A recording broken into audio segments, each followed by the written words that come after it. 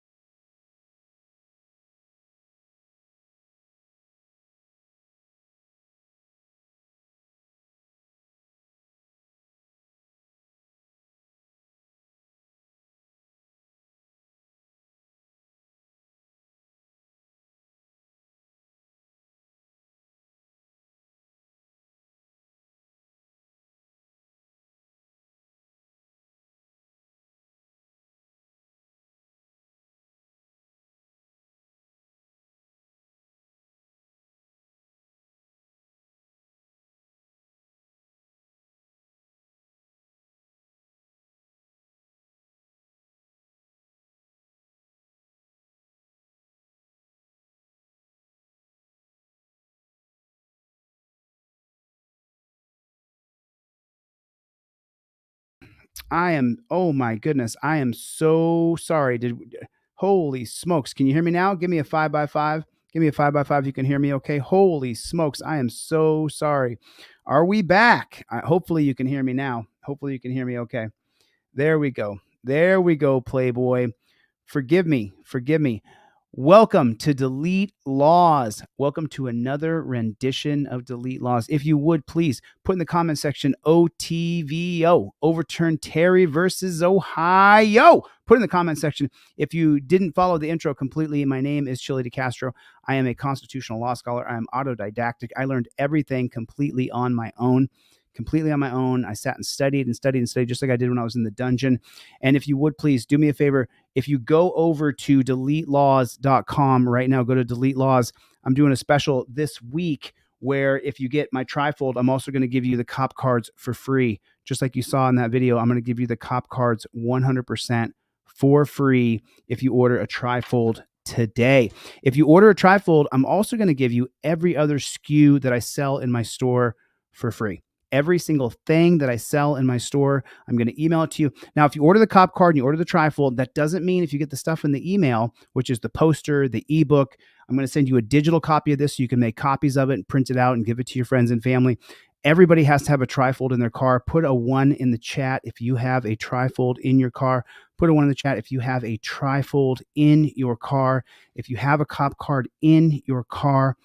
So we're going to talk a little bit tonight about Press with Rancor and his trial and what he went through. I'm going to show you just 5 seconds of this real fast if you guys are new to this. But listen, do me a favor, go over to deletelaws.com and take advantage of this special because I want to give these cards away. I want to give the card away. I want to put these in your envelope and give these to you 100% for free. I want you to get these for free. So with your trifold order, and also remember, with your trifold order comes this fancy broccoli wad rubber band. And this is to go over your visor so that I know it's there. I know it's up in there because I sent you the rubber band in the mail. DeleteLaws.com, Mikey B, put it in the chat. Everybody, what is going on? Thank you guys so much for coming. I super appreciate it. Thank you so much. I really appreciate it. It means a lot to me. There's over 500 people here. Absolutely unbelievable. Thank you for coming. I really appreciate it. So, yeah, let me know if you guys got a trifold. Good to see you, OTVO, free Rancor. So Press with Rancor was convicted, and let me show you what he was convicted of.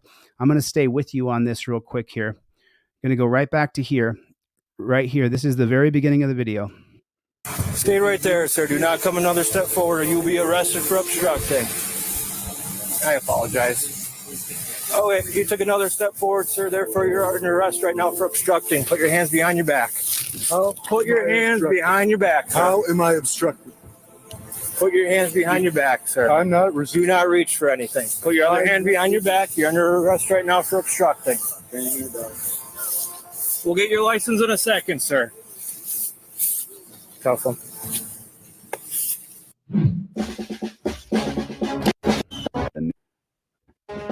Today we're looking at the case versus Press with Rancor being pushed by the Michigan District Attorney's Office. And we're going to read the Michigan Penal Code based on obstruction of an officer in their official duties in Michigan. The Michigan Penal Code, Act 328 of 1931. 750.479, resisting or obstructing officer in discharge of duty, penalty definitions. A person shall not knowingly and willingly do any of the following: assault, batter, wound, obstruct, or endanger a medical examiner, township treasurer, judge, magistrate, probation officer, parole officer, prosecutor, city attorney, city employee, court officer, or other officer, or duly authorized person serving or attempting to serve or execute any process, rule, or order made or issued by lawful authority or otherwise acting in the performance of his or her duties. 1B. Assault, batter, wound, obstruct, or endanger an officer enforcing an ordinance, law, rule, order, or resolution of the Common Council of a City Board of Trustees, the Common Council or Village Council of an incorporated village, or Township Board of a township. Sounds like they're just protecting themselves constantly.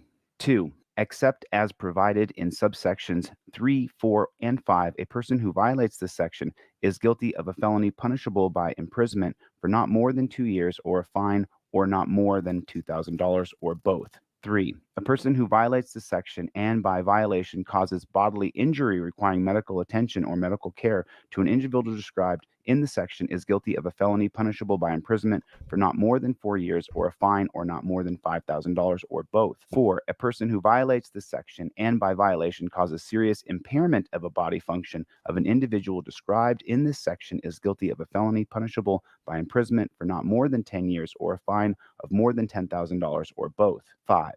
A person who violates this section and by that violation causes the death of an individual described in this section is guilty of a felony punishable by imprisonment for not more than 20 years or a fine of not more than $20,000 or both. 6. This section does not prohibit an individual from being discharged with, convicted of, or punished for any of other violations of law that is committed by the individual while violating this section. 7. The court may order a term of imprisonment for a violation of this section to be served consecutively to any other term of imprisonment imposed for a violation arising out of the same criminal transaction as the violation of this section. 8. As used in this section, 8A, obstruct includes the use of threatened use of physical interference or force or a knowing failure to comply with a lawful command. 8B, serious impairment of a body function means the term defined in Section 58C of the Michigan Vehicle Code, 1949 PA 300 MCL 257.58C.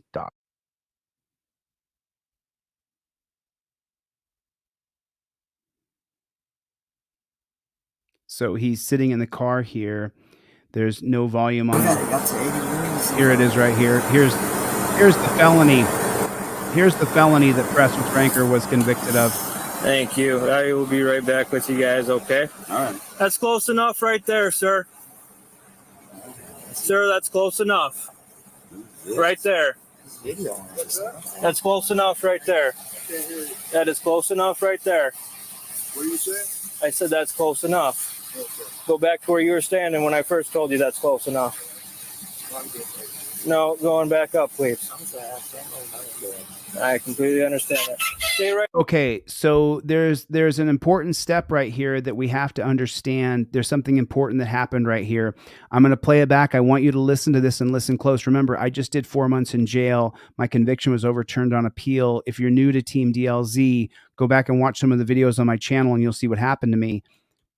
That is close enough right there. What do you say? I said that's close enough.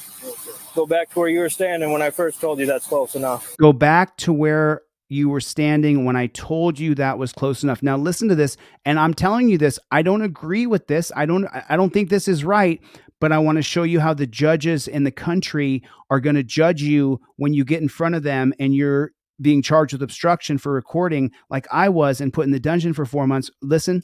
I said that's close enough. Go back to where you were standing when I first told you that's close enough. No. So he said, no, I'm good right here. Oh, going back up, please.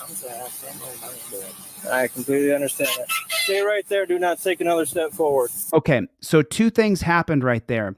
The first one was that Press with Rancor was told to step back where he originally said, and then he said, okay, that's close enough. Don't come any closer. I don't know where Big Mike Audits is. Big Mike actually drove over to the trial. He sat there through both days of the trial. I'm going to bring him on in a minute. But here's how the judges are seeing it in the country. I don't agree with it. I'm just telling you how the judges in the country are seeing it. They believe that the cop is your daddy and that you have to, at some measure, comply with the cop's orders. Or they could find you guilty of a felony. You guys know I don't agree with it. I don't agree with this. But I'm telling you how the judge is going to judge you. Especially if you're an auditor or an activist and you're going to film cops. If the cop tells you that you have to back up a little bit, if you don't, and that's what saved me in my appeal when my conviction was overturned on appeal and I was released from the dungeon. I was saved because I did take 3 or 4 steps backwards. When the cop told me to back up, I slowly drifted back because Glick versus Cuniff says you can come within 10 feet. And that's exactly what I had done. And then when the cop said back up a little bit, I drifted back 3 or 4 feet. My conviction was overturned on appeal. I can't wait for Big Mike Audits to get in here because he has more to add to this. But now listen to this right here. What do you say? I said that's close enough. Go back to where you were standing when I first told you that's close enough. No, going back up, please. I completely understand that. Stay right there. Do not take another step forward. Okay, so right there, this is real important. If you're an activist or you're an auditor and you're going to film cops and the cop tells you to take a step or two back, what I'm recommending, and this is going to be on the rules of engagement for the thing I got coming up. I got something pretty big coming up, okay? So when you're filming the copper and he tells you to stand back, what I would do if I were you, I would point the camera down at my feet. I would take 1 step back, 2 steps back. They don't have to be huge steps, but you step back a couple feet because that's what freed me. That's what the judge in my appellate hearing to overturn my conviction, the judge, Michelle Levitt, said he did step back. That's how the judges see it. I don't agree with it. We should be able to film the cops anytime we want. I don't agree with it. But how are the judges going to judge you? And what is my job as a leader? To keep you out of the dungeon. I don't want you to go to the dungeon. So when you're filming a cop and he says, take a step back, all you got to do. Enough. Go back to where you were standing when I first told you that's close enough. He said, no, I'm good. And Big Mike Audits is going to come on in a minute. I don't want to steal any of his thunder or anything, but he's going to tell you some stuff that if Garrett had taken a step back, if he had taken his camera, pointed it down and said, boom, I stepped back. I'm now a foot back like you asked me to. Then you're less likely to get convicted. And I was convicted by a biased, corrupt, unprincipled judge, Ann Zimmerman. But you don't have to ever be convicted because we've learned from me going to the dungeon for 4 months. We've learned from Garrett being charged and convicted of a felony. He's facing felony sentencing on September 24th. He was found guilty of a felony. What have we learned, though? We've learned that the judge believes, I don't believe it, you don't believe it, put a 1 in the chat if you don't believe it. I don't believe that copper is my daddy. I don't think so. He's not my daddy. So I don't want to do what he tells me to do.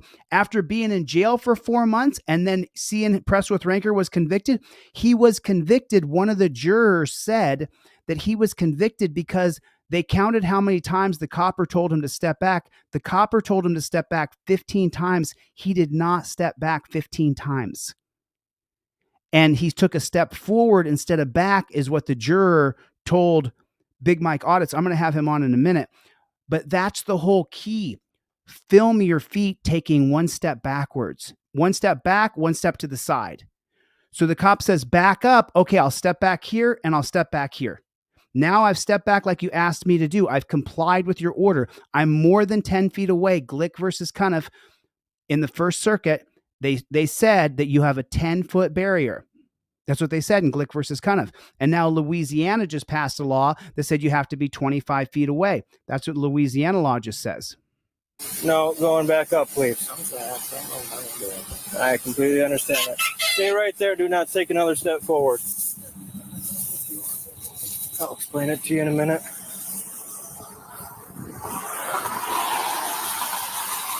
Sir, I just told you don't take another step forward.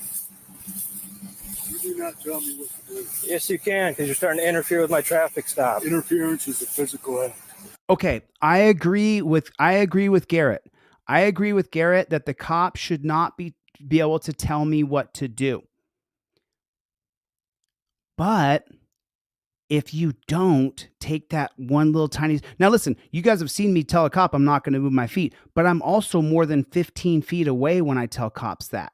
I station myself between 13 and 16 feet away. And then when the cop comes up and tells me to move, and I say, I'm not going to move my feet because I'm more than 12, 13 feet away. He was close. He was right on the line. He was right on that 10-foot line. Right on that 10-foot line. And what do we know? I'm going to bring on Big Mike Audits right now. Let me bring him on. Are you on there you are. You there, Big Mike? What's going on? Good. Turn down your speaker. I'm getting a little back feed, but maybe it's my air conditioner. That's okay. I thought I heard my voice. Oh but yeah, no big yeah. deal. No, that's probably my TV. Just give me a second here. Everybody welcome Big Mike Audits to the programming here. So Big Mike Audits is up in Michigan. Better? Yep. I can still hear myself talking. No big deal. You'll get it. But Big Mike Audits. So let me ask you a question. Did you have a chance to talk to one of the jurors after the trial?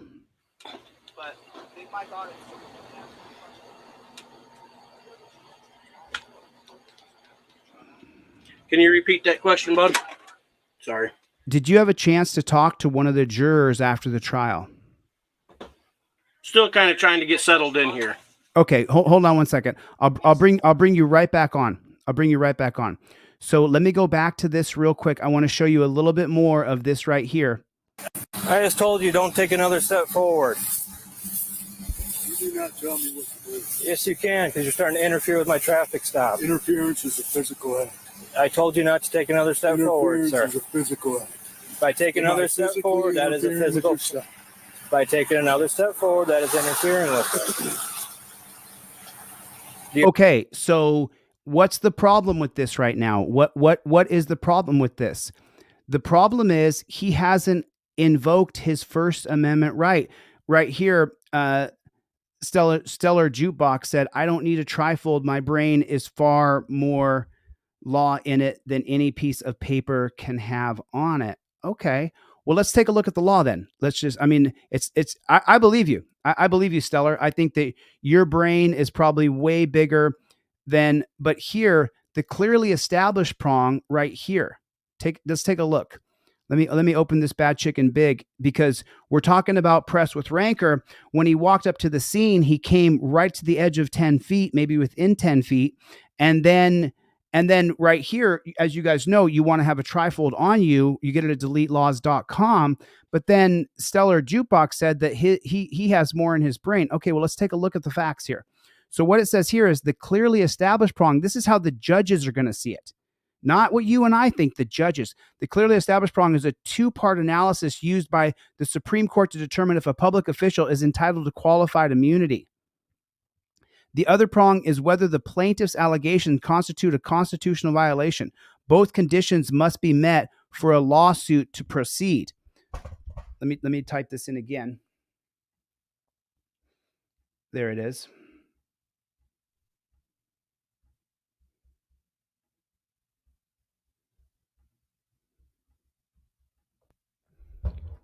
Take a look at what this says here.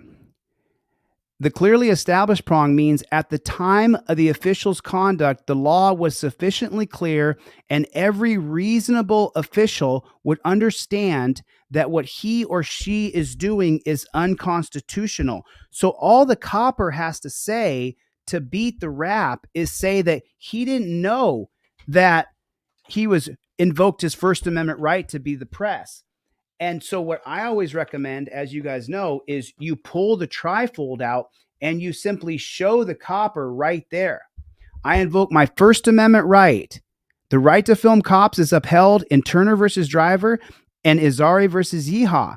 I always film cops' faces. Our right to film police falls squarely within the First Amendment. You have to invoke your First Amendment right away. And then when that copper tells you to step back, if you're anywhere near that 10-foot line, what I'm recommending to my friends and family is that you take the camera as you're filming the cop, you point it down at your feet, you take one step back and one step to the side. Now, when you go to court and that's on video, now the judge can't say you didn't comply, you didn't step back. You did. You not only took a step back, you took a step to the side. And then you informed him, I invoke my First Amendment right to film the cops. It's right here. It's on the trifold. Or number two, it's on your cop card. It says it right there.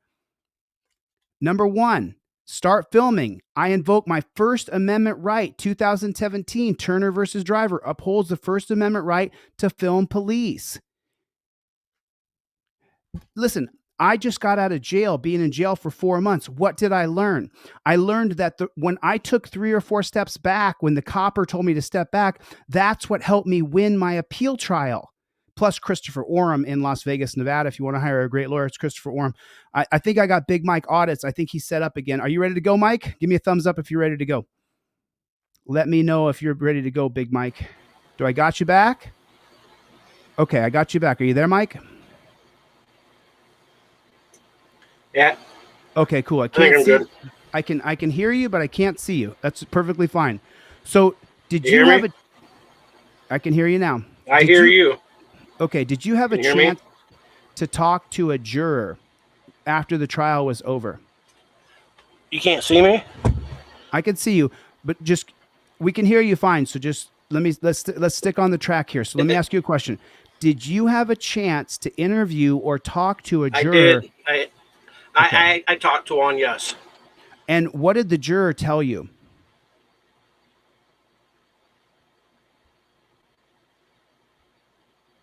Mike, what did the juror tell you? Mike, what did the juror tell you? The juror told me they wanted to see the video one more time, and the key moment for them was when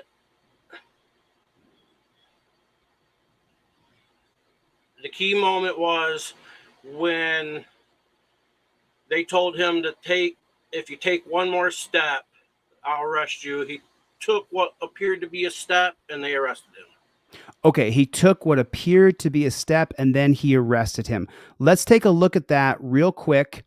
Let's take a look at that real fast. We're going to go right back to where we were a second ago. So let me just chime in real quick. So Stellar Jukebox, I'm going to disagree with you.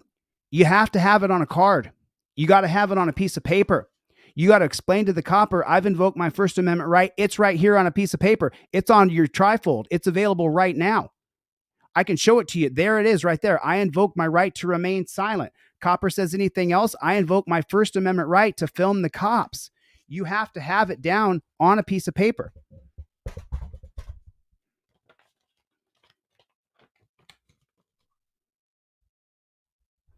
And right here, you're invoking your First Amendment right. You have to have it on a piece of paper.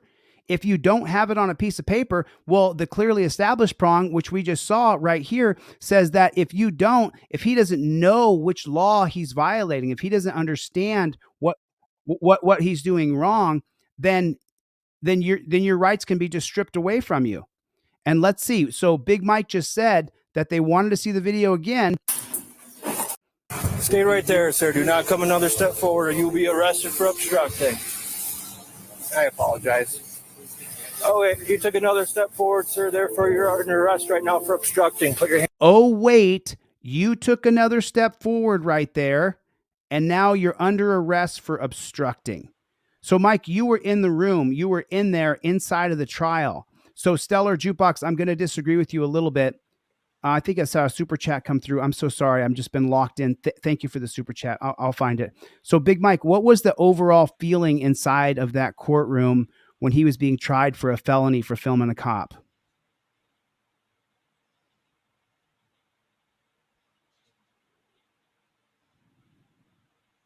Mike,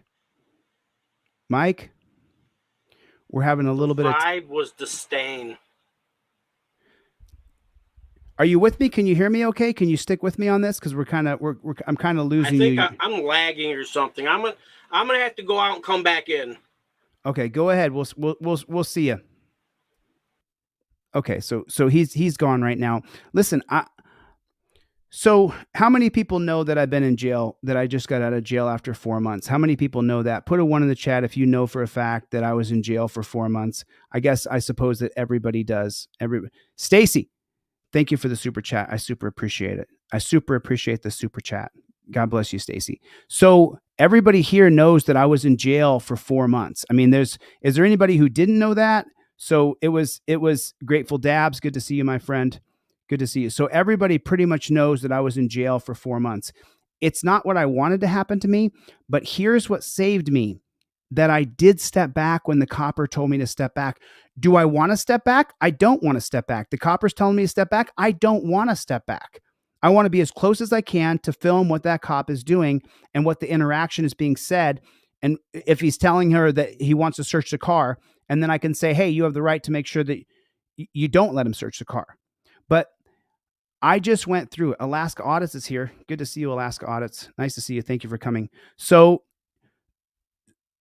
what saved me was in the appellate trial, the appellate hearing, was that on video it shows, and Brian from Here's the Deal, you watch his channel, he showed screenshots. He's standing right here at one point. There's a line. He's standing right here at the next point. He's standing right here. Then he's standing right here. So I stepped back 2 or 3 different times, and that's what completely and utterly saved me.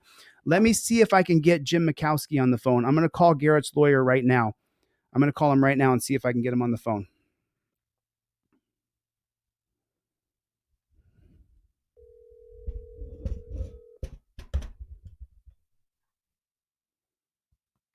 Hey, how you doing?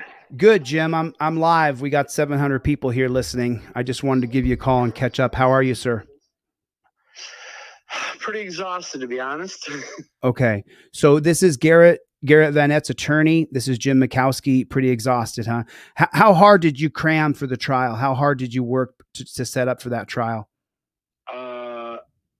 Most of last week, and then constantly from Sunday morning until trial was over, basically. And there's no mistake about it. You wanted to win. Oh, without question. I thought I was going to win. We had 2 jurors we thought we had, and we had 1 juror we knew we didn't have, and I think he managed to talk the other 2 women out of their convictions. Really? You think you had 2 women who were going to acquit him, and then you think there was a guy on the jury who then talked those women into convicting him? That's what I believe. It was sad. I really thought I had them in my pocket. Tough loss. Yeah, tough law. So Jim, what happens now? What do we do now? What's the next step? So when is the sentencing? Sentencing is September 24th. Okay, sentencing is September 24th. And do you go back for that? Do you drive back up to? Oh yeah. Okay, oh, yeah. So that'll be your 4th trip up there. Yes. 4th trip, 300 miles each way. So 420 miles each way. 420 miles each way. So yes. That's 840. Let's call it 850 just so the math is easy. So it's 850 each way, and this will be your 4th trip. So that's 1,600, 3,200, about 3,400, about 3,320, 3,320 miles of driving to go back and forth. Is that correct? I'll take your word for it. I went to law school. I didn't go to math school. Okay. So it's a lot of driving. I will tell you that. Well, 420 miles one way is a lot of driving. So then you certainly, and plus you're an attorney, your reputation, your name, your face is all on the line here. You wanted to win this case, and you just had a jury that worked against you, huh? Well, the jury went against me. It was a highly conservative community, very much, pro, blue, support the blue, that kind of thing. The state trooper who accused him is a local boy. His sister worked for the prosecutor's office. I mean, it was, everything was rigged against me. But yeah, I did my best. I did my damnedest. Okay. So now I hate losing. Oh, no, I mean, nobody likes to lose, especially publicly with tens of thousands of people who are going to see and hear this. It's got to have affected your soul the last 24 to 48 hours. I haven't been good for much of anything today. I've been exhausted all day. Right. And so what happens now? What happens now? What do we, you got the sentencing on September 24th. Let's talk about sentencing a little bit. So now Garrett has a felony from when he was 19 years old. Is that going to affect his sentencing now when he's 36 or 37? Potentially. They were talking about charging him as a habitual. That was not raised in court when I was there. However, I was the third attorney. I don't know if it was brought up beforehand. It could potentially affect the sentence, though. Okay. Okay, and what is the sentencing guidelines for Garrett? He was found guilty of felony, obstruction, and resisting. Are those two charges, or is that one charge? It's one charge. It's a felony punishable by up to 2 years in the Michigan Department of Corrections. But there's no victim here. There's no one laying on the ground. Garrett didn't punch anybody. He doesn't like cops, but neither do I. But the judge held that against me. You saw that. You said he hates all cops and put me in jail for 6 months. So, I mean, I know you can't see into a magic ball here, but what do you see happening here as far as his sentencing is concerned? Well, I'm hoping to keep him out of prison. Ordinarily, I would say I've got a pretty good shot at keeping out of prison, but with everything that I've seen thus far, I don't know. Might be sitting down for a little bit. You think there's a chance that they're going to sentence him to prison with no victim, and he never threatened violence. He's not a violent person. You think that there's a chance they're going to put him in prison, even though I think there is. I think that there is a rather intense dislike for him up there. Because he's a First Amendment auditor. So do you remember the judge's name? I don't know. His last name is it's Greek. Economopoulos, I believe. Economopoulos. Okay, well, we can find that out. And then can we petition the judge to have leniency and to have mercy and to not put this man in prison? Absolutely. And there's a chance that we can appeal this. I don't have a copy of the judgment of sentence yet, or any paperwork where I could file an appeal yet. But an appeal could be filed. I'm not an appellate attorney. Generally, I've done some appeals, but it can be appealed. And I hope it does get appealed. Oh yeah, me too. I mean, I definitely. So then let's talk about that appellate process. You're not an appeals attorney. What is? I mean, I know I'm going to ask you because you're the attorney, even though I just have a little bit of experience on this recently, but mine was a misdemeanor. So now, what is the process for an appellate attorney? We can file a notice of appeal. Is that correct? You file a notice of appeal, and you order a copy of the transcript, a 2-day copy of the transcript. That's probably going to be in the neighborhood of $1,000. And then once the transcript is filed, is ordered, you file the appellate paperwork within 56 days of being sentenced, and hopefully get the court to take it up on an expedited basis, especially if he's inside. Is there a way to keep him from going to jail while he's on appeal? Potentially. Honestly, I don't know, do appellate work enough. I've done a couple of appeals over the past 24 years, but I don't know about that. I would think there would be. An appellate attorney getting involved would probably be a good idea. Okay, and so who do we have on the short list for appellate attorneys? I haven't even begun to look yet, but I will look soon. I do have an attorney that I could talk to about it, who I would send most of my appeals over to. So what about an appeal bond? On my trial, I had called the bailiff a pig, which I've advised all of my subscribers and followers not to insult people in the court of law. You're trying to find resolution for problems. It's not the place to call names. I learned my lesson. Obviously, I paid dearly by putting 4 months of my life in a dungeon. So is there a chance, though, even if he's convicted and they say we're going to put him in jail for 13 months or whatever they sentence him to, is there a chance he could be not put in jail on an appeal bond? No, Michigan doesn't use appeal bonds. That's not part of Michigan jurisprudence. does not happen here. I mean, it would be a matter of him going and then getting his rights vindicated afterwards by an appellate court. But unfortunately, that's time that he'll never get back if it goes that way.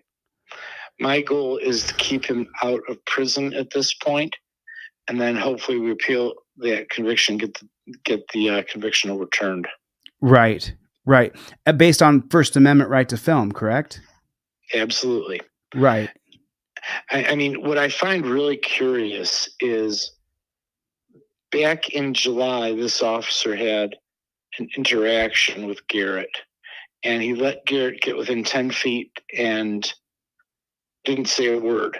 This time, he testified that he was 8 to 10 feet away, but totally different circumstances. You know, he drew a distinction there, and I don't see it. You know, he let him get away with it one time, or I shouldn't say get away with it. He did not object to that in July, but yet he did in November. Okay.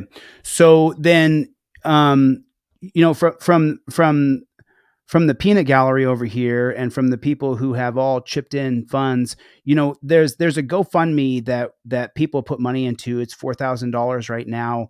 Just so you know, we haven't spent a dime of that. Every single dollar that's been sent to you, I sent to you, or from people who sent me money on PayPal, Venmo, or Cash App. So every single dime of that GoFundMe of that $4,000 is still sitting there. So if you need $1,000 to get the transcripts, then let me know and I will immediately get you that $1,000 to get those transcripts, because I feel like Garrett got a raw deal because he's up on and that was the thing we talked about, was that. So anyway, I'm finished my thought. I apologize. I'm a little frazzled, you know, knowing that my buddy is getting charged with convicted of a felony. So we will fund those transcripts. And I know I'm on the hook to you for some money here. So I might have to slow pay you a little bit here while we hire the appellate attorney, but I'll finish my obligation to you, Jim. I promise. So I never doubted it for a minute. Okay. And, you know, I didn't do this just for the money. Obviously I did it because I feel for Garrett's situation. He's a good guy. He really is. Yeah. He's struggling this week, Jim. He's struggling this week. He's struggling. I know he is. He's going through some real stuff. I've had some phone calls with him that have been, needless to say, difficult, you know, because of the pressure and the stress he's under right now. And I know that I'm a human being, and I you know, if Garrett sees this, you know, I know we've had some tough phone calls this week, and there's been some behind the scenes drama that nobody knows about. And hopefully we can just wipe that away, because we do have to make sure that we fight to keep this guy out of jail. To me, that's the most important thing. I agree. Whether or not he ends up going down for a felony after an appellate court looks at this, that's one thing, but he does not deserve to be locked up. No, he didn't do anything to be locked up. He didn't do anything. Listen, from my perspective, Jim, and I know you have yours, but the only reason that someone should be locked away in a cage is if they are a danger to themselves or a danger to society. Yeah. All he did was annoy a bunch of cops. That's what he did. Right. And you're right. He does not deserve to go away for that. No, he doesn't. Absolutely does not.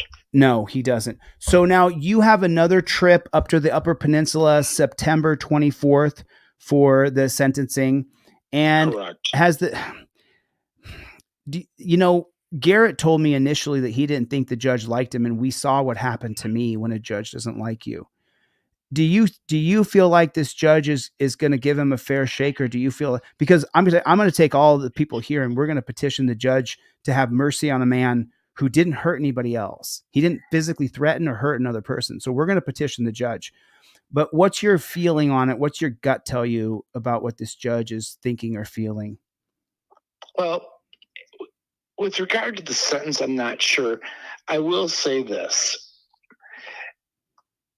I've tried a lot of cases over 24 years, and I've had judges who were actively working as prosecutors.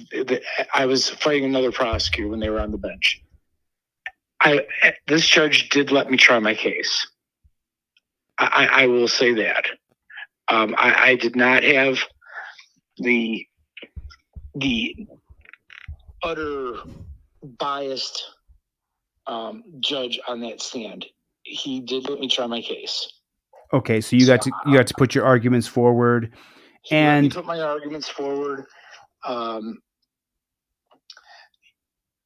There were some objections that were made against some of my questions, and he ruled in my favor. He did rule against me once, but frankly, he was probably right to do so.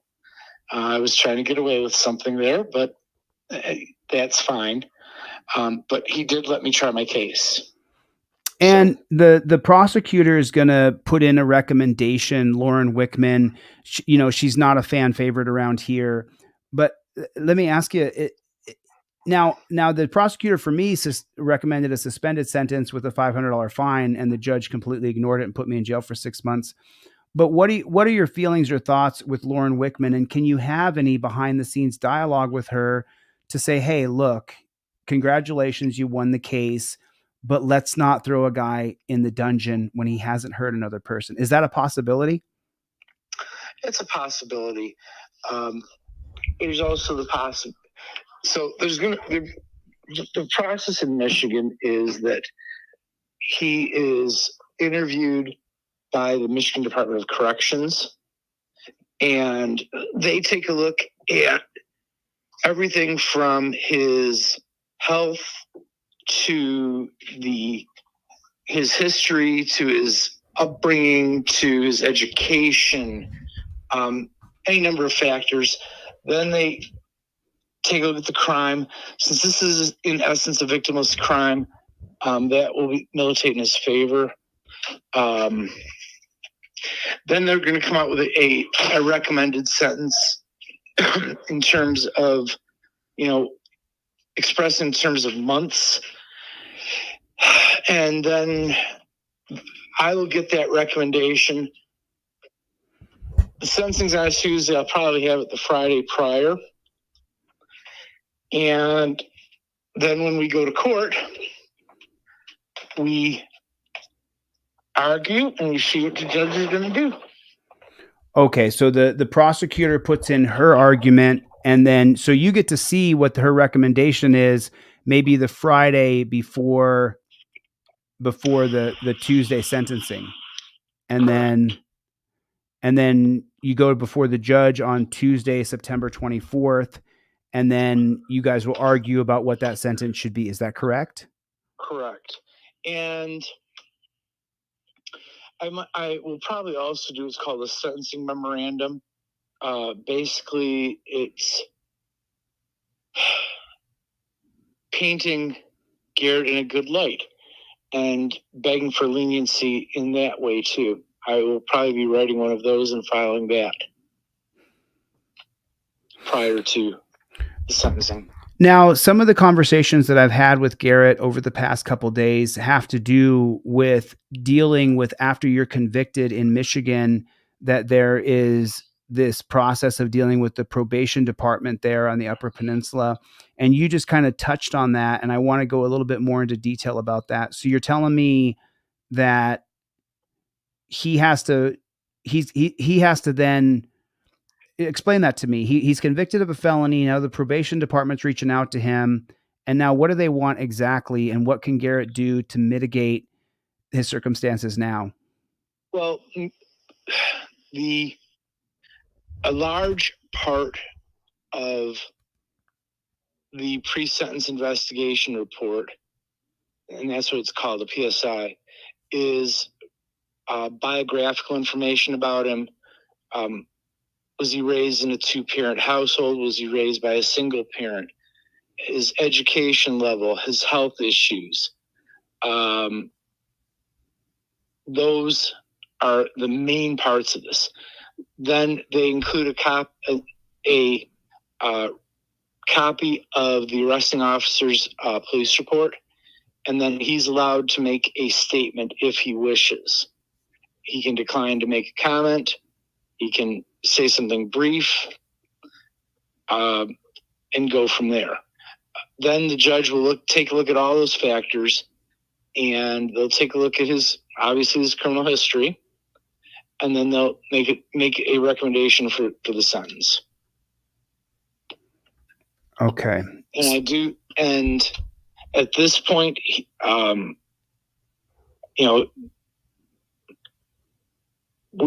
needs to play the game at this point. That's not a hill to die on.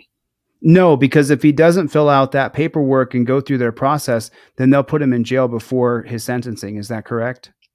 They could, or they could, the sentence could get a lot worse if he doesn't cooperate with this process. I'm not saying it's necessarily fair, but that is the process. Well, it doesn't matter if we agree with it. It's like voting. I continue to vote even though I don't have a lot of faith in the system, but that's the system that I have in front of me. That's why I continue to vote and participate in the process, because the system that is in front of me is the system in front of me. I want to change the system from within, but I believe that we have to continue to fight for our rights through the system created. Does that make sense? It makes complete sense to me. I mean, there's a process here that has to be complied with. If you don't comply with it, it's just not going to react to your benefit. I've seen that happen before. Yeah. And you're right. It's the system might suck, but this is the system. So then, all right. So then what we'll do is we'll try to just stay proactive. If you want to go ahead, counselor, and transcripts, then I will raise that $1,000, or we'll pull it out of the GoFundMe to give to you. And I will contact the court tomorrow and send a formal request. And then we'll take a look at the appellate attorney or two that you may have in mind. I'm also going to look, and I tell a lot of people this, but the way I find an attorney is I go on super lawyers. I look up on super lawyers. I know that some people can manipulate super lawyers, but that's typically how I've found attorneys throughout my entire life. And I turn 50 next month. So do you know of one of the top appellate attorneys in Detroit? I work with one who I have immense respect with. Mm-hmm. And we don't necessarily agree politically, but she's always been very fair and diligent in her work. So I'll talk to you about that offline. Sure. I totally understand. And anything else, Jim, that you want to add? I know you're exhausted from your week. Garrett, if you're listening, buddy, I tried my best. I really did. I hope you realize that. I lost a lot of sleep on this. I don't know. I tried my hardest. I know you can't win them all, but I try to win them all. I know, Jim. I got a good win-loss record, and I hate taking a loss. No one likes losing. No, I don't even listen. Every wrestling tournament I was ever in, if I made it to the finals and I lost, I felt like I was the first loser. I hate losing. I can't stand it. So I know that you can't stand it either from the conversations we had before we hired you. So if Garrett is listening, I would vouch for Jim in this respect that I've voir dired this man intensely before we hired him. And he said he was going to go all the way and win and fight his hardest to win. So I'm sorry we take the L here, but I don't know if we would have got a fair trial up in that peninsula where it's all so blue. I don't see. I like to think that it's going to be fair, but the deck was stacked against us. It really was in any number of ways. Yeah. It is what it is. All right, Mr. Mikowski, thank you for your time. I appreciate it. I'll be in touch with you this week. Obviously, we're going to be in touch for a while as we continue to make sure that we finish up everything. And then I'll look up some lawyers, and then, maybe we can talk to the lawyer you have in mind as well, the appellate attorney. And meanwhile, we can get the transcripts and we can see if there's some holes we can punch in the transcripts just by reading them. And I'll show them here on the channel so that we can crowdsource some ideas and just do the best we can, you know? All right. All right. Thanks, Jim. Appreciate Take your time. care. Okay. Bye-bye. Bye. So now I got Big Mike backstage. Let's bring him on. There you are. You can hear me okay now? I can hear you good. Is everything looking good now? Yeah, there we go. Now I got you. I think my battery was dead in my camera, and I wasn't getting, you know what I mean? So you were in the courtroom when Mikowski was fielding the jurors, and then also when the trial began. Did you think that Jim really wanted to win the case and that he did everything he could? I don't know the guy, but I mean, he seemed smart. He seemed like he was doing his job. I can't. It's hard. First time I ever met him, so I can't judge the man's level of compassion. Just like you know what I'm saying. Sure. But he seemed like a smart, hardworking lawyer. He was definitely interested to hear even my opinions and thoughts. He wanted me to keep an eye on the jurors, see if I could read their body language and get a sense of things like that. And so he was willing to think outside the box, which was kind of nice. Mm-hmm. But you didn't see him throw the case. He didn't purposely lay down on the No, ground. I don't know. No, I wouldn't say that. Okay. He doesn't, like you said, he don't like to lose, and who does? And why would he drive 420 freaking miles each way? Yeah, each way to lose. And then also with the that's a 9-hour drive if you're driving. Yeah, and there's at least 10,000 people will see this video alone. So right. I mean, I just got a feeling, you know, that we weren't going to get a fair shake up there in that little peninsula. Like you told me on the phone when we talked privately, everybody there worships the cops. Like it's a big cop. Well, party. here's what I noticed. The majority of the juror were female, and female do tend to lean pro cop because the safety aspect. Let's be realistic. Sure. You know, that's how I see it. Sure. And it's a small community. Everybody knows everybody. Mm-hmm. Now, there were some interesting things that happened, believe it or not. Now, did you hear about the part where there was a social media post during one of the breaks? Apparently, a social media post popped up somewhere that appeared like it came from one of the jurors. Oh, really? All right. Yeah. Where did it appear at? It was Escanaba Rant and Raves. It's a local website where the locals get on there to bitch about Escanaba. It's a Facebook page. Escanaba Rants and Raves. It's a Facebook page, correct? I'm not sure if it's a Facebook page or a website.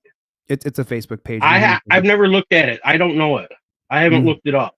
No, I was a member of Escanaba Rants and Raves before they kicked me out. So okay, and there was like 17,000 people, and that's half the population. Prosecutor brought that up. Oh, so there was a social media post on Escanaba Rants and Raves during Garrett's trial, and it seemed like it came from one of the jurors? Yes. That's a mistrial right there. So that happened. So they brought out 3 different jurors and asked them. Of course, they all said no, you know.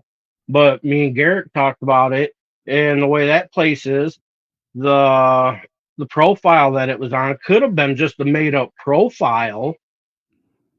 And one of these insiders could have posted something to make it look like it.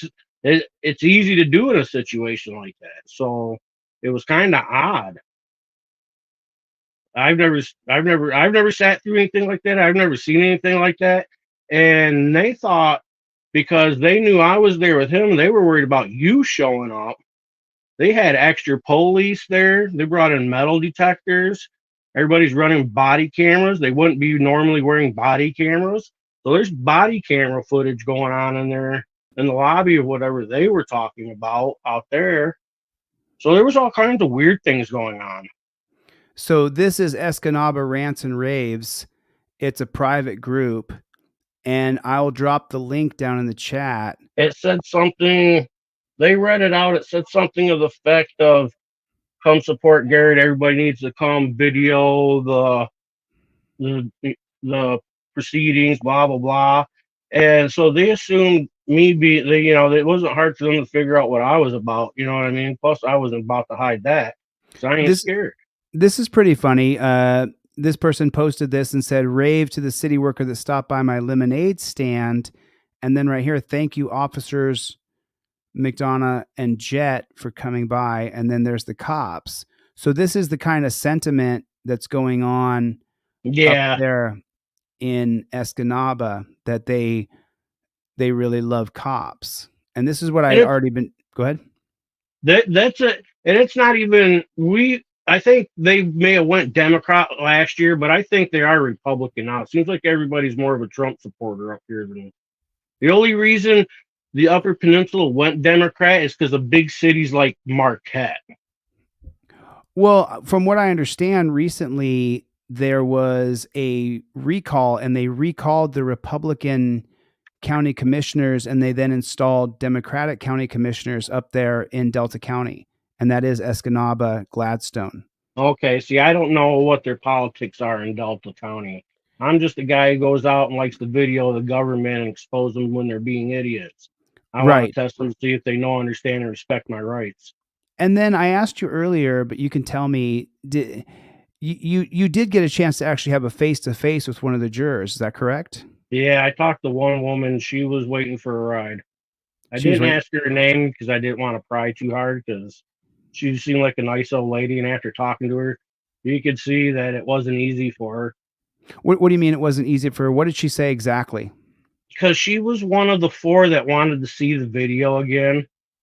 And because they highlighted the fact that he gave him the command 15 times, made a request for him, gave him a command, whatever you want to label it as.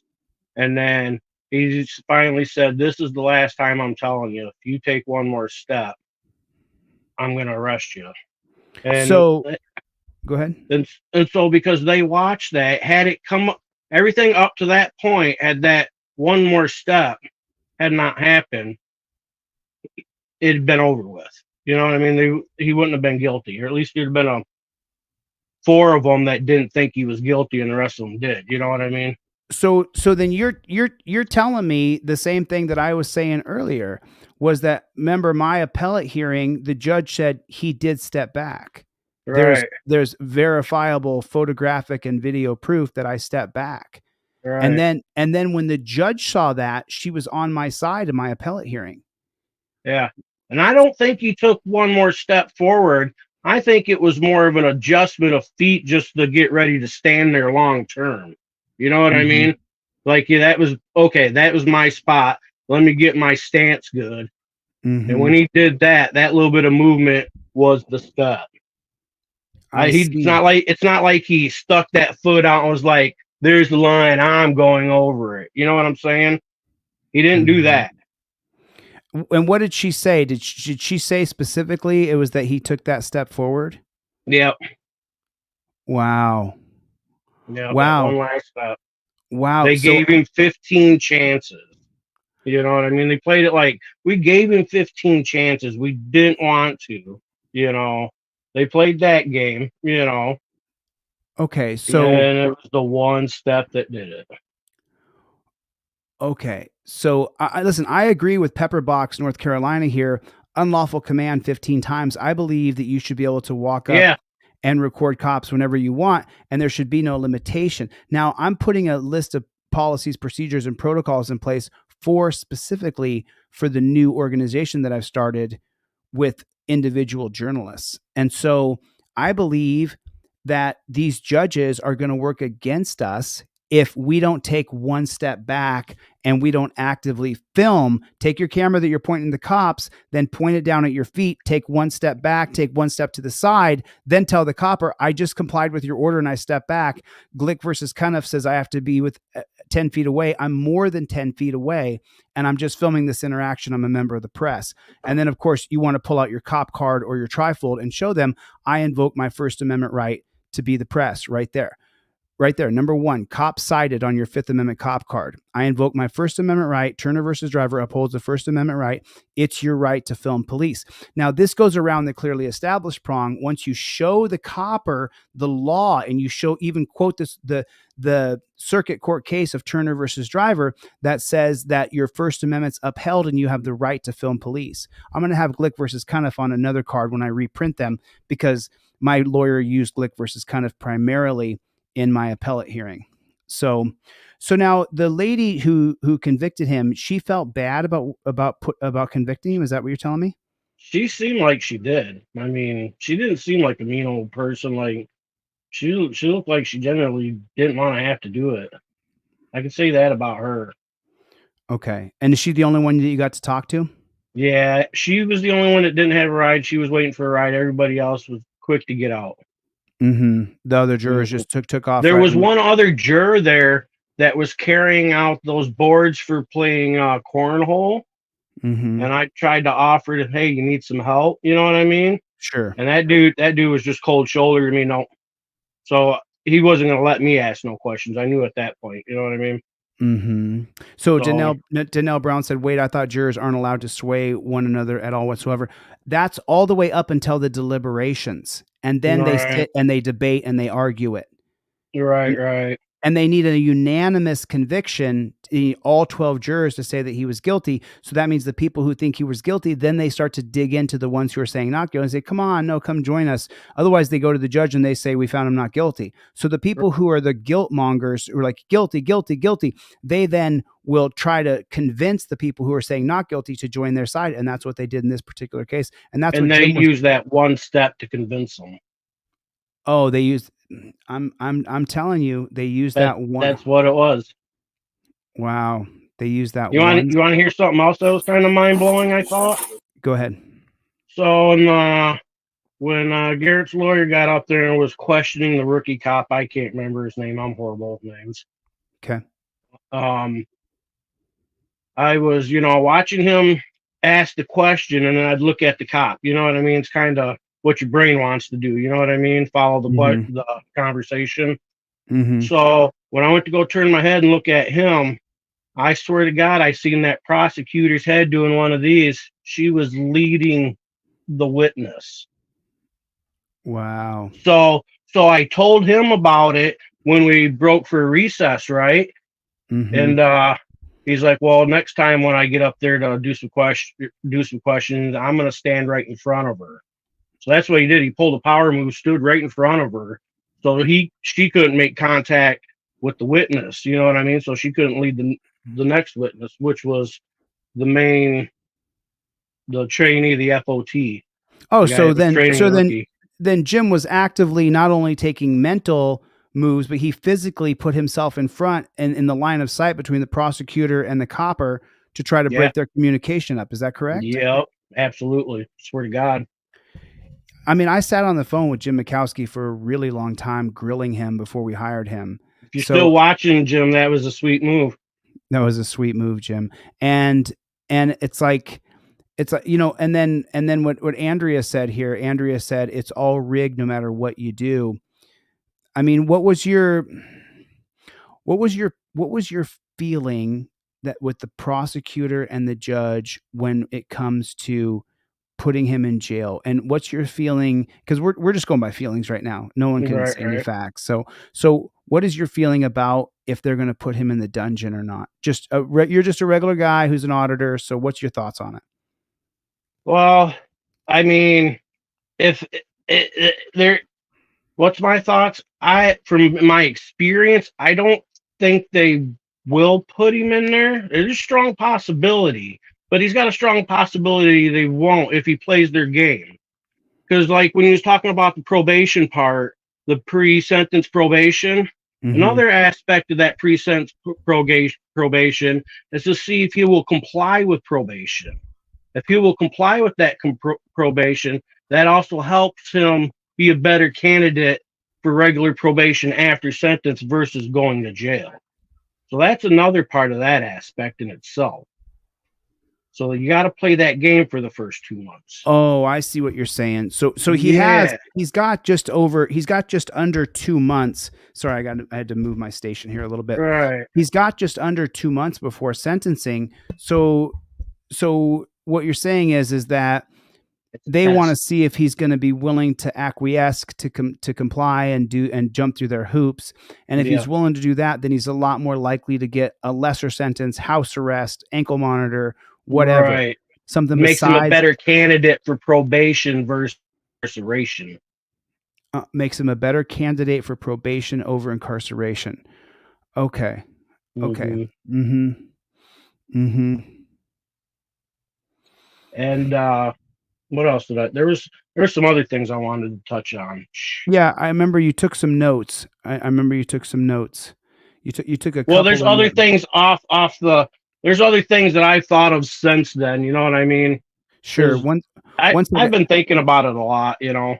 Mm-hmm. 1 second, Big Mike. So I'm just going to show you guys just real quick. This is what Press with Rancor was convicted for doing. This is his entire case right here. Stay right there, sir. Do not come another step forward or you will be arrested for obstructing.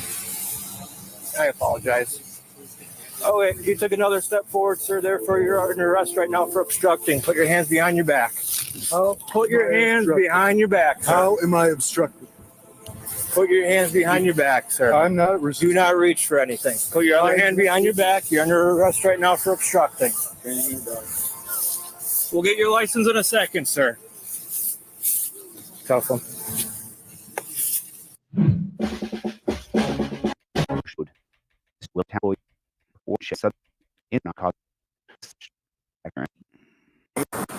That's close enough right there, sir.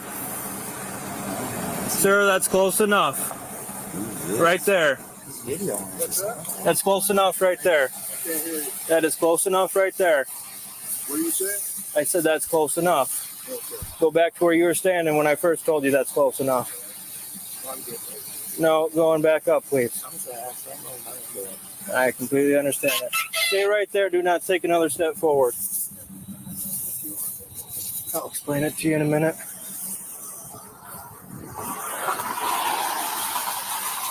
Sir, I just told you don't take another step forward. You do not tell me what to do. Yes, you can, because you're starting to interfere with my traffic stop. Interference is a physical act. I told you not to take another step forward, sir. Interference is a physical act. If I take another step forward, that is a physical step. If I take another step forward, that is interfering with it. Do you understand that? Are you sure about that? Yes, I am sure. What's that? I didn't hear what you said. Can you get that flash out of my face, sir?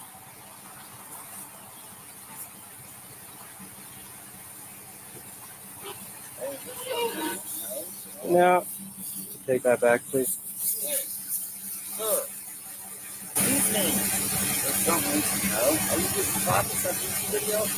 Sir, I told you to take a step back up there. Do you understand that order? Sir, do you understand that? Sir, I told you to take a step back up there. Do you understand that order? No, not yet. Sir, do you understand the order where I told you to stop up there? What gives you the right to give me? What's that? What gives you the right to give Once you start interfering in my traffic stop, then I have the right to give you an order. Physical act. I told you to stop right up there. Interference is a physical act. I told you to stop up there. How am I interfering? I told you to stop up there. I don't care what you told me. I asked That you is a lawful order, sir. How is it a lawful order? Because you're interfering with this traffic stop. How am I interfering? You're taking my attention away from them, which are lawfully detained. Away from No, you do not. Oh, yes. No, you do not. Yes. Sir, if you do not go back up there where I told you to stop, you will be arrested for obstructing. Okay, I'll give you one step. No, back to where I told you, sir. Sir, if you do not go back up there, you will be arrested for obstructing. I'm ready to go. Keep going. Keep going, keep going, keep going. No, no, no, no. That is not where I told you, sir. Right up there. Right up there. Sir, where I told you. You do not tell me where. Sir, this is your last warning. You will be arrested for obstructing. Go stand up by your vehicle. It's a physical act. Sir, go stand up by your vehicle. You do not tell me where to. Sir, you are interfering with my traffic stop, therefore you obstructing. I'm giving you a lawful order to go up to your vehicle. This is your last warning before you're obstructed. Before you're arrested for obstructing. Okay, so under threat of arrest. Sir, I already explained it to you. Under threat of arrest, right? You that is the you're gonna arrest me? consequence. That is the consequence of your actions. Of my actions. Yes, sir. So if I do not comply with you telling me to step back, you are going to arrest me for obstruction. Yes, sir. Do you understand that? I don't. No, What's that? Don't. What don't you understand about it? Where you get off saying I'm obstructing? I don't get off anyway, sir. I'm doing my duty right now.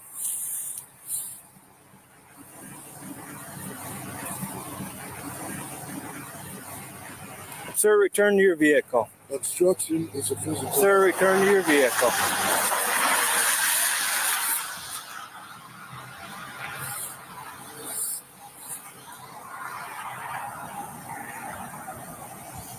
Are you aware of what prior restraint means? What's that? Prior restraint. I don't understand the question. Do you know what prior restraint is? I don't understand the question. So no, you do not? Do you understand my orders that I'm giving you right now? Your orders. Stay right there, sir. Do not come another step forward or you'll be arrested for obstructing. I apologize.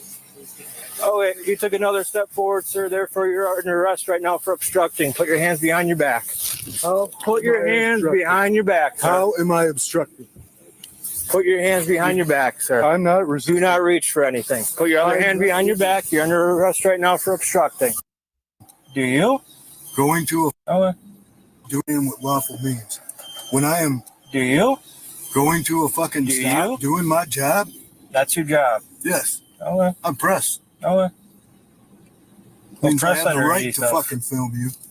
And when you tell me where to stand, that's called prior restraint. No, sir. And when I refuse to do it and you arrest me, that's a illegal arrest. No, sir. That's It's unlawful not. arrest. No, sir. Yes. It's not. We'll see in court, won't we? I think we will. I think we will. You smug little piece of shit.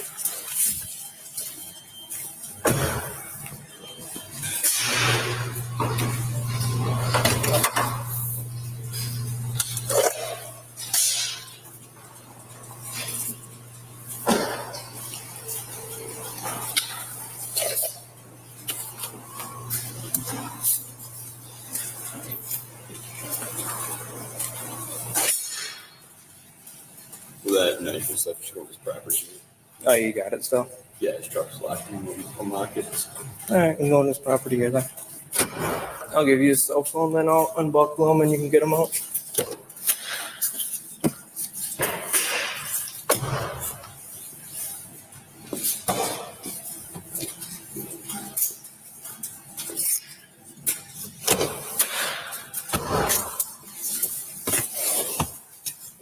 Watch your arm, sir. I'm going to unbuckle you.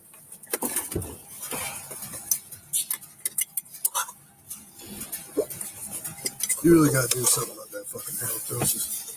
I don't know how you put up with that shit. Can you step out for me, sir?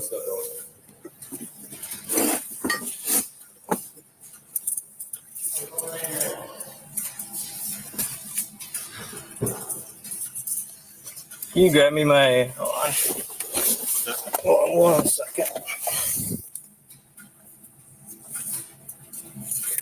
Sorry, it's not.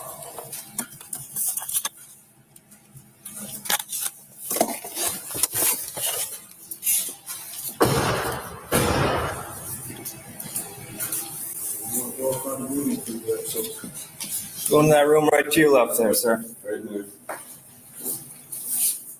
Right in the room there. Not with Fucking touch me. Right on that bench. You don't have to assault me. Go ahead.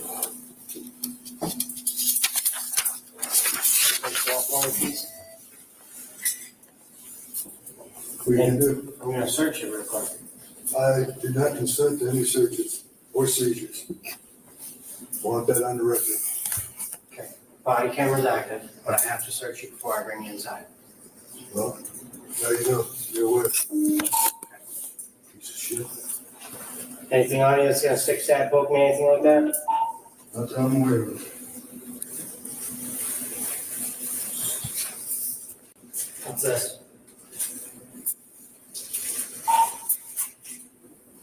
Go ahead, baby.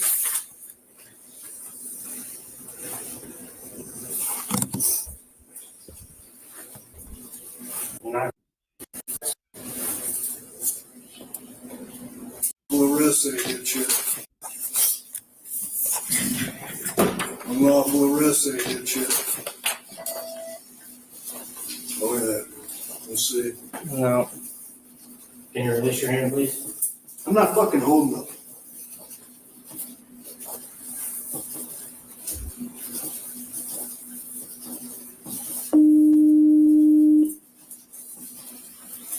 What you looking at, Chiller?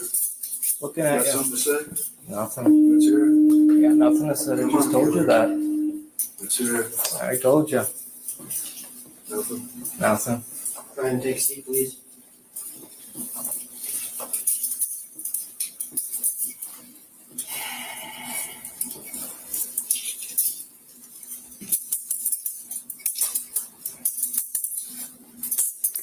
So Garrett now is convicted of a felony.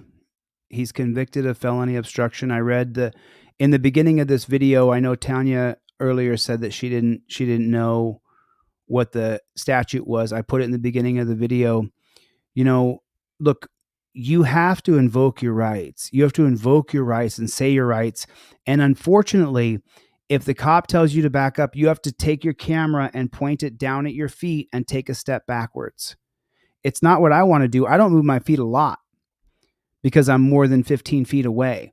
Now, when you're close like that and they tell you to step back, and even still, I would advise everybody, just so you don't go to jail, just so the judge doesn't grill you and stick you in the dungeon for weeks or months or even years on end, I would just take a step or two back and I would just film it and film your feet and show exactly what's happening. And then narrate, look, I stepped back. Now I'm more than 15 feet away from you, officer. Because remember, and this is the other thing that a guy who I'm friends with, I'm not going to say his name, but he said something to me that really made a lot of sense. When you're auditing and filming cops, you want to be sugary sweet as maple syrup with some teeth. You still want to press hard on that cop, but you got to think in your head that the judge is going to see the video. And the judge, I mean, put a one in the chat if you know that the judges are great big cop suckers. Put a one in the chat if you know that. BZ Watchdog's been a member for 4 months. I know that, BZ. You've been hardcore, brother. Thanks for all your support. I appreciate you, brother. So put a one in the chat if you know that the cop is that the cop is going to get sucked off by the judge, and that. So this is the whole thing. I'm writing right now rules of engagement for First Amendment auditors for another project that I'm doing, but I'm writing the rules of engagement. And I think that after my conviction and put in jail, then my conviction being overturned on appeal, then I got out of the dungeon, and now watching Garrett go through this, I think that we don't have to be extraordinarily nice, but we have to talk extraordinarily nice. Well, there's 10,000 jobs in the world you could have chosen. I don't know why you chose this one. You could do anything with your life. I don't know why you chose to do something like this where you got to put people in chains and cuffs. That is still hard hitting. That still hits hard, right? But I'm just saying it nice and I'm being nice. I'm going to get on the street and get some audits going. But to be honest with you, this is my third week out tomorrow and my head is just now getting clear. I mean, I know I've had a few live streams, but it's been pretty hard. It's been pretty hard to get myself back online. Greg B, member for 27 months. Good to see you, Greg. Thanks for coming. BZ Watchdog, rules of decorum and rules of engagement. I'm writing it tonight. I'm going to have it all done tonight. I'll put it on my community tab so you guys can see it. I just know that these judges are going to work against us. I know that for a fact. I know that the judges are going to be ruling and working against us consistently. So let me bring on Big Mike one more time, just real quick here. Big Mike, you still around? What's going on, brother? Yeah, I'm still here chilling. You know, there's a couple things I wanted to say real quick before I forget them. That place, they like to violate rights. All right. I've got proof myself of it. Did you watch that little video I sent you? Did you watch that, Chille? Yeah. That minute? Would you call that a rights violation? Yeah, I would call that a rights violation. Yeah, in Michigan, you can record in the courthouse. I've got proof because I've done it in 5 other courthouses. Now, when they broke for a recess, I come out of the courtroom, and the other state trooper was there, the rookie, and I wanted to get a little bit of B-roll footage of him. And they told me if I didn't stop recording, they were going to trespass me and arrest me. And mind you, prior to that, without videoing, when I first got there in the morning, I talked to one of the deputies about videoing in the courthouse. He confirmed with me at the time that you can record in the courthouse. Later on after that, they brought in the big gorilla, and he was a sergeant, so he overranked the other guy, and he's the one that violated my rights. He's the one that threatened me with arrest. I got that on video. I'm still working on a video with my time with Garrett. I don't have that link. I don't have the link that you said you sent me. You don't have it? No, not in my email or my text. I mean, I didn't get my full video edited. That 1 minute one I sent you. I haven't got my other one done yet. I didn't get it. I watch about 50 videos a day, so I pretty much watch any video sent to me. But I didn't see the one that you sent to me. I don't even have a link. I'm looking in our text messages right here. I got nothing. It's in your email. It's in your email. Delete laws at Gmail. Yeah, it's at your email. Okay, go ahead. I didn't mean to interrupt you. I'll give you the floor. Go. And so I've got a video that I'm working on with my 2 days of being with him that I'm going to present that in. So make sure you check that out. And but yeah, they're dangerous there. That dude was ready to go hands on. He didn't want to identify. So when they threatened me with arrest, I shut my camera off because I'm not there to create waves because of what's going on. But it turned out that me doing that highlighted exactly how they are there. That's unfortunate. Right. I found that video. Do you mind if we watch it together? Yeah, let's watch it. Okay, let me pull it up real quick and I'll show it to you guys. This is from Big Mike Audits. This is the video that he just filmed this just recently with with Garrett. Let me copy and paste it and stick it in the tab we already have open right now.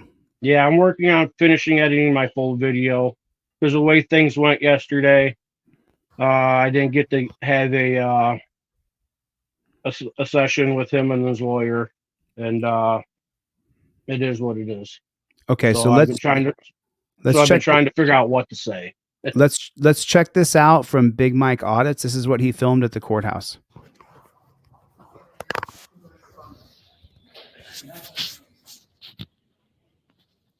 That's the other trooper involved in the case. That's him. No recording on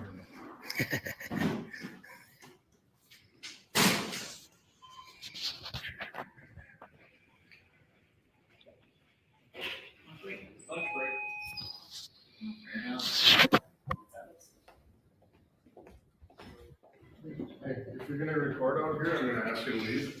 You're not gonna be allowed back in the building. I thought this was a public area and I could record. I think that was policy. my So policy. you'd be trespassing if you don't stop recording. All right. Are you done recording? Yeah, sure. If you come back in and record, I'm gonna arrest you. Okay. Wow. Hold on a second. Listen now. Listen carefully here. I think that this is a civil rights. Bruce and Greg been with me for over 2 years each. Both been members over 2 years. God bless you, Bruce. I think this is a civil rights violation. I think this is a violation of his First Amendment right. Let's check it out again. Hey, if you're gonna record out here, I'm gonna ask you to leave. You're not gonna be allowed back in the building. I thought this was a public area and I could There's no record. recording in the I think that courthouse was. by policy. I'm sorry, what did he just say? I thought this was a public area and I could There's no record. recording in the I think that courthouse was. by policy. There's no recording in the courthouse by policy. Well, that violates your First Amendment right. Your First Amendment right's not up to the policy of the courthouse in the common areas. My So you'll policy. be trespassing if you don't stop recording. All right. Are you done recording? Yeah, sure. If you come back in and record, I'm gonna arrest you Okay. for trespassing. Gotcha. Just get his name, Yeah. Can I get your name, badge number, real quick? Don't record. Wow. They created a policy that you're not allowed to record. They created a policy that you're not allowed to record in the courthouse lobby. That is completely and utterly unconstitutional. That's a violation of Big Mike's First Amendment right. This is the reason why people don't like you cops. You don't get to enforce your feelings. You're here to uphold our constitutional rights, to be the rights protectors, to protect people's individual liberty. And it's been bastardized and switched around. It's so unbelievable. Unbelievable. Mike, so listen. And now, Mike, let me just say something real quick. You did the right thing. We needed you in the courtroom. We needed you covering the courtroom. That was, if you want to see it, the mastering the art of timing, Big Mike just nailed it. We didn't need him to get arrested and to push his limits there. But now that we've seen this, what do you want to do about this, Mike? Well, I definitely like to see something done about it. I've never had to deal with anything like this. You know what I mean? You have to have So- standing, Mike. You have standing. We can't It's- do it's anything a- about it unless you It's do. a big learning. It's going to be a big learning curve for me. You know what I mean? I guess the first step is to file complaints. You know what I mean? They all have body cameras on, so I'm kind of curious. What's the 5 minutes of their body camera look like after I walked out? You know what I mean? Interesting. Oh, wow. Have you? And if you in that video, if you go towards the very end when I'm panning around and you can see like the mirror and stuff, you can see the one deputy that I talked to earlier. He's the one that I talked to about being able to. And if you look at him, when that sergeant is violating my rights, he's got his head, see, his head is down in shame. Look at that. That's the head down of shame because he just watched me get my rights violated. Boom. Shameful. Because he's not looking at anything in particular. His head's just down. Yep. Yeah, there's not there's not a piece of paper or anything underneath of him. But Big Mike, just so you know, you have to have standing to do anything in the court. And now you have standing for them violating your First Amendment right. You should consider what your options are and what you want to do. Right. Yeah, that's what I've been thinking. I need to talk to somebody who knows a little more about this than I do. You know what I mean? Yeah. But me personally, really, I'd really like to stick it to people like them. Oh yeah, I mean, I mean stick it. Honestly, I'd like to take everything they're worth. Truth be told. Yeah, but the thing is they have insurances and they got programs and they have groups and stuff like that make it so that you can't hold them accountable. I'm going to drop the link right now. Here's the link in the chat. There's the link to Big Mike Audits. Once you go over there and throw him a subscription, it only takes you a second to hit the subscribe button, but subscribe to Big Mike Audits. He jumped right in. All that I did was cover gas money. Tiny fraction of money for him to be able to get there and back. And so it was a big help. No, it's no problem. It's absolutely my pleasure. It's my pleasure to be able to contribute and help as much as I possibly can. And Garrett gave me $100 too. I just want to put that out there. I thank him for that. I told him he didn't have to. Chille was going to take care of it, but he did it anyways, and I thank him for that as well. Wow. Yeah. And then, you and I have both talked to Garrett this week, and we talked privately on the phone. I'll leave our conversation private, but we could both sit here and tell the audience watching that he's having a hard time. Is that fair? Yeah, he needs your support. Yeah. He's having I'll a hard watch a time. video and leave a comment and do something. Yeah. Yeah. You know, if you guys can go to his page, Press with Rancor, I'll drop the link to his page. And thanks, Joel. Thanks for throwing He's in. got a GoFundMe too, don't he? Yeah, he has a GoFundMe, and that money is supposed to go to the attorney. We haven't spent a single dime of it, so every single dime is still in that GoFundMe. Every single dollar that's been paid to the attorney has come out of my account and from the Venmo and Cash App that people sent me. The majority of the money in that GoFundMe is from my Cash App, Venmo, and PayPal, where individual people sent me money, and I said, "Oh shoot, that's right. That reminds me. I got to make sure." I gotta send Caroline in Fort Worth. Someone sent me some money for her, so I gotta send her that money. I have not done that yet. Shoot, I'm glad we talked out loud. So anyway, so we still have all that money in the GoFundMe, and it's not all that money considering we owe Mikowski money. But you heard him. He's like, "Look, don't worry about it. You know, we got to get the appellate attorney." You know, how many attorneys do you hear say that? So that's a good feeling. That's a good feeling. I'm super stoked that I'm glad I got to meet him on a personal level too. You know, Yeah. Garrett, he's a deep dude. He's pretty cool. He Yeah. likes some interesting things. He's got a cool bird. You know, I don't hate anything. I'm not a hater. I'm not a big fan of birds. I like birds. I used to have a blue macaw.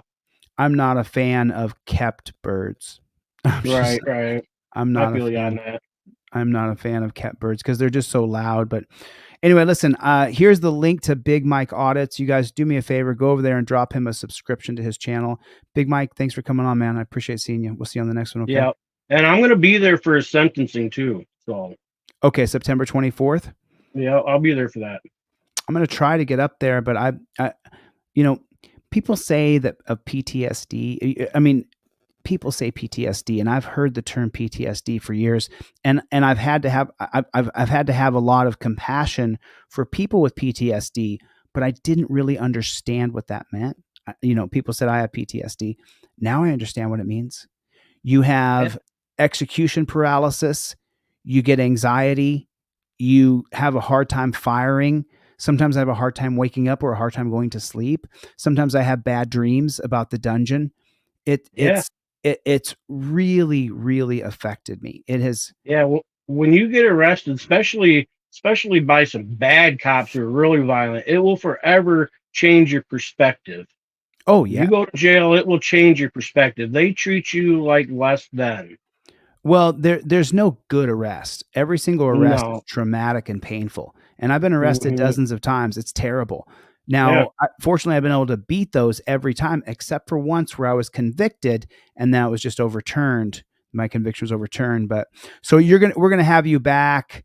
We're gonna have you back up in Escanaba for the sentencing on September 24th. Is that correct?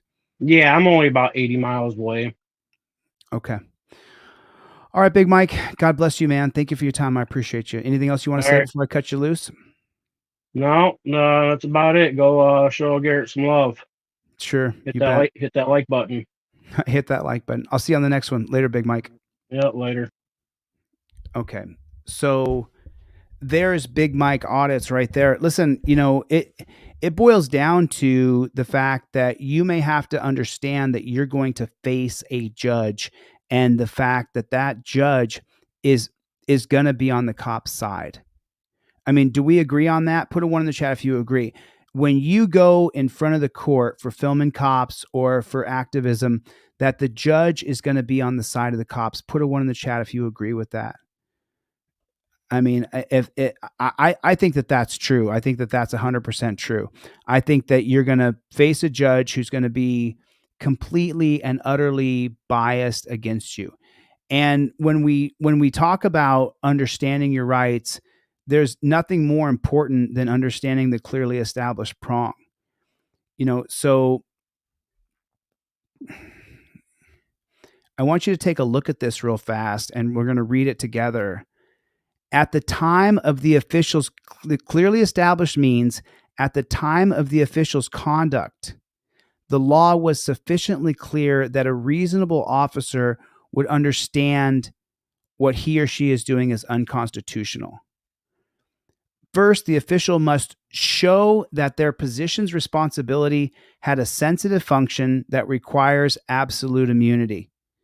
First, the official must show that their position's responsibility had such a sensitive function that it requires absolute immunity. Second, the official must demonstrate that they were discharging the protected function of the position when performing the actions. Whether the facts the plaintiff alleges make out a violation of the constitutional rights, and two, whether that right was clearly established at the time the defendant acted. There it is right there. Number two, whether that right was clearly established at the time that the defendant acted. This is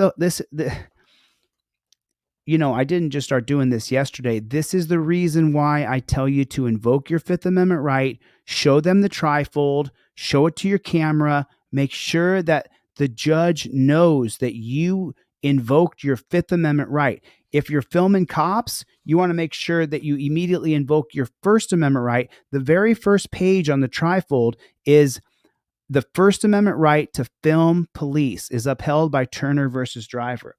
On your cop card, number one on your cop card. Thanks, Javro. Number one on your cop card. Numero uno on the cop card right here. It says right there, cop cited. And this card's just like your driver's license, your credit card. Number one, cop cited. Start filming and state, I invoke my First Amendment rights, 2017. Cop approaches and says, any words to you at all? While filming, state these exact words. I invoke my Fifth Amendment right to remain silent. What exactly does that do? What that does is it says whether the right was clearly established at the time the defendant acted. Isn't it ironic? It's Castro versus City of Los Angeles right there. So you want to make sure, listen, you want to make sure that you have it on you. You want to have a trifold in your visor, a cop card in your wallet. You want to show the camera. You want to show the copper. That's how you want to do it. That's how you want to do it. That's how you want to do it. I mean, that there's no other way that I know of. That's the best way that I can think of, is by invoking your rights and showing your rights on a piece of paper. So this video here, okay. So have we completely exhausted this? Is there any questions that I did not cover? It's been, on a personal note, it's been pretty hard. It's been hard to deal with different personalities. It's been hard to raise money. It's been hard on my brain getting out of the dungeon. I'm physically not in the physical shape I normally am in. It's been, my sleeping patterns are all messed up. There's all kinds of weird things going on with me and what I'm going through as a person. So it's a struggle for me right now, but so be it. I'm not going to stop. I'm not going to give up. I'm not going to stop. So this video is brought to you by Cleveland Area Body Cam, and this was 3 weeks ago. And I want to get into this a little bit because this is going to talk more about the things that we talk about every single day on this channel. Let's get into it, and we'll talk about it as soon as we get a break. What are you doing? I just told you have no lights on. No, that's not a valid excuse. It is a valid. So either get out the vehicle or we're going to break in to the vehicle by busting your window. Bust my window, I'm pulling off right now. I need to talk to your sergeant. Like I said, I can walk my legs up out of here. I don't need you to put your hands on me because you haven't even given me the option to get out. You can stop talking to me, sir, because you black and you still don't get it. You are not free. Stop talking.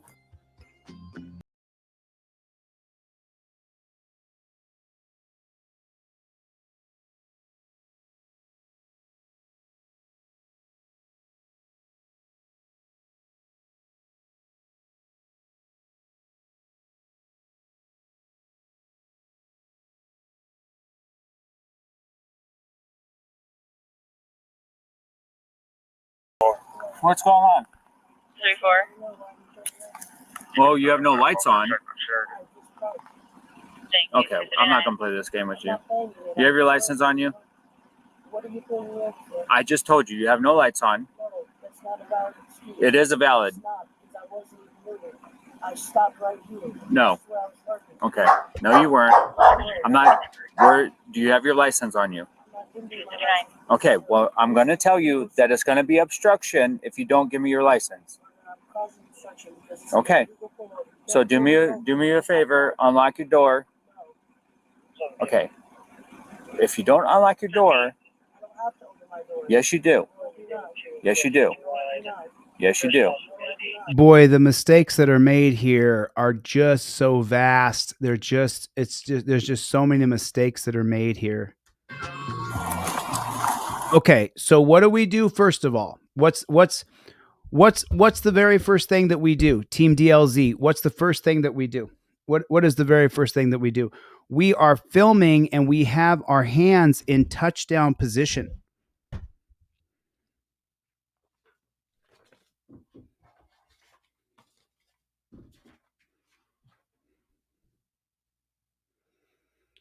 This is on my armrest over here, and I'm filming with this hand.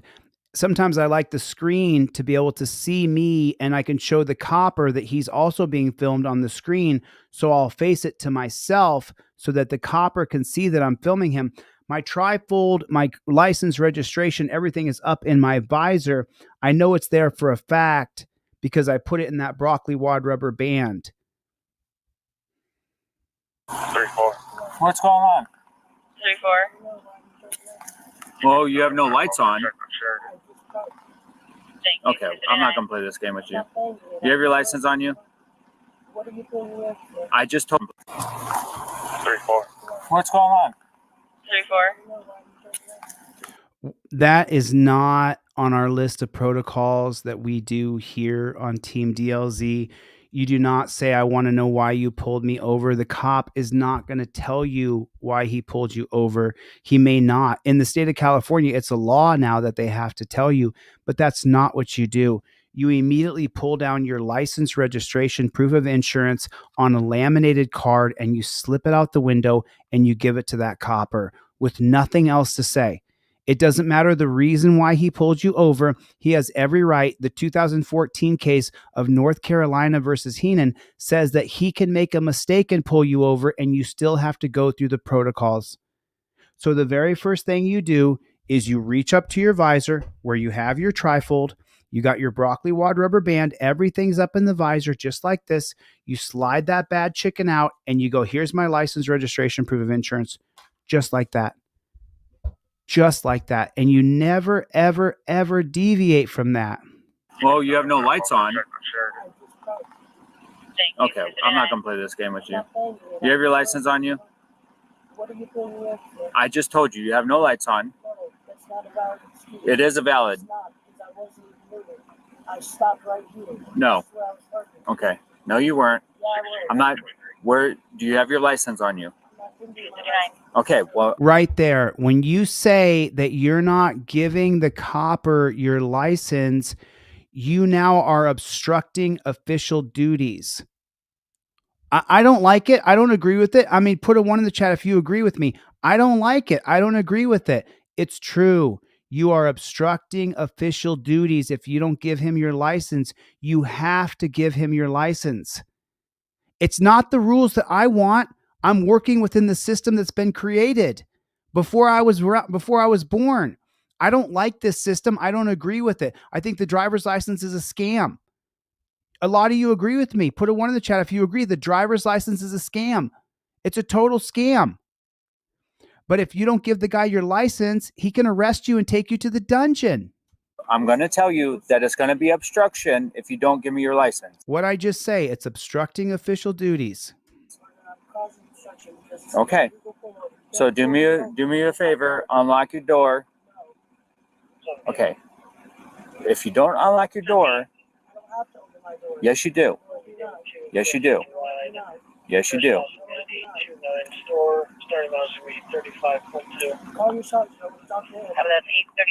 I don't need to call my sergeant. No, I don't. Okay. Okay. She said something. Listen. I don't need to call my sergeant. No, I don't. You're here specifically to take care of my needs. Okay. I ask you to call your No, no. sergeant. So she said that you're here specifically to take care of my needs. Is that true or is that false? Is that true or is that false? Put in the comment section. Is that true or false? I'm going to go. Hold on. Let me type mine in real quick.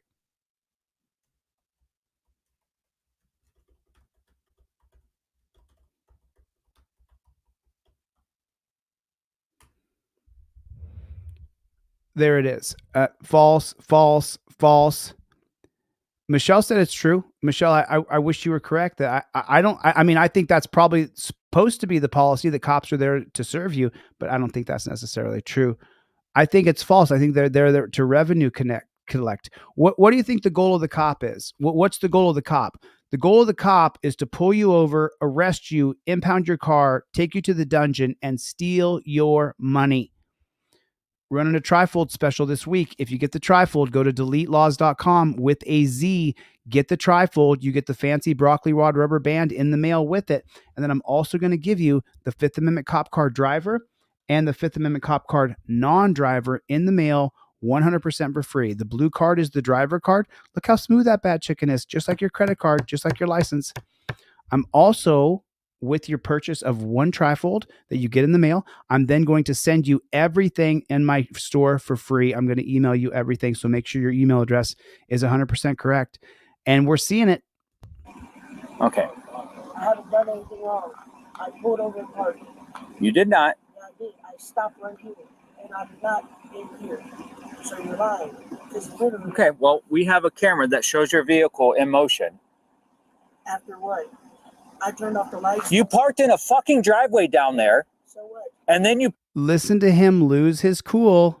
She's not doing it right. And so you give the chance for the cop to flip out on you. I turned off the lights. You parked in a fucking driveway down there. So what? And then you pulled out, you blacked out, and you pulled over here. And You're driving. yeah. So therefore, that's a traffic offense. No, it's not. I have It my is. phone. It is. It's not. I have my lights on. No, you did not. Yes, I did. Are your lights on now? No, because I turned Okay. them off because I You're forgot. also illegally parked. How am I illegally parked? Are you not blocking this driveway? Thank you. Uh, So either get out the vehicle or we're going to break in to the vehicle by busting your window. you bust my window. I'm pulling off right now. I need to talk to your sergeant. Janae, we're not doing I this. need to talk to your sergeant. I haven't done anything wrong. I was trying to stop, and I No. realized I was in front of a fire hydrant, and when I kept trying to go forward, y'all yanked on me and pulled the lights. I haven't done anything You wrong. don't have lights on. Yeah, I know because I parked. I don't have to have lights on when I park. Car-headed tree I haven't done anything wrong. You're not parked. I am parked. No, I you was weren't. when I turned the lights No, on. you weren't. Yeah, I was. No, Yeah, I was. no, you, no. Call your sergeant. I want to talk to him. I'm telling you right now, I'd like to talk to your sergeant. once you get out the vehicle, I will call my sergeant. No, I'm not getting out of the vehicle. You have to call your sergeant. No, I don't. Yeah, you do. I can do my job, then call my sergeant. No, you don't. Yes. No. You're refusing to get out of the car right now. Yes, because there's no reason for you to pull me out of the vehicle. I haven't done anything wrong. I tried to park. Hey, just bust the window. Hey, bro, I'm telling you right now, you bust my window and I'm pulling off. So do what you want to do. Here. Do what you want to do, because I will pull off. And I will pull off. There's no reason for you to be yanking on my phone. Great, I already have one. I'm not stupid. You guys are trying to hurt me. No, we're not. No, she may not be stupid, but she's not doing any of this correctly. I believe that she's not stupid. I believe she doesn't understand the policies, procedures, and protocols that we have to implement for ourselves so that we don't get put in a dungeon, so that we don't go in front of a judge. You can't tell the cop you're going to drive off if you break my window. Cops shouldn't be threatening to break her window. Do we agree on that? We all agree. She's nonviolent. She's just being annoying to the cops, but that's not a reason to smash her windows and grab her. That's what I'm talking about. And this is what I was talking with a friend about earlier. Leadership can't take away the right of the state to tax us. Who thinks that the income tax is theft? I do. Who thinks regular taxes are not? I do. Regular taxes, not your income tax. There has to be taxes for a country to run, period. I don't like taxes, but it's the income tax, the 1913 income tax created with the 16th Amendment. That's the thievery. But look at what the leadership in this country has done. Let's listen to it again. I'm just going to go back a couple seconds here. I haven't done anything wrong. I tried to park. Hey, just bust the window. That's what I'm talking about right there. Just bust the window.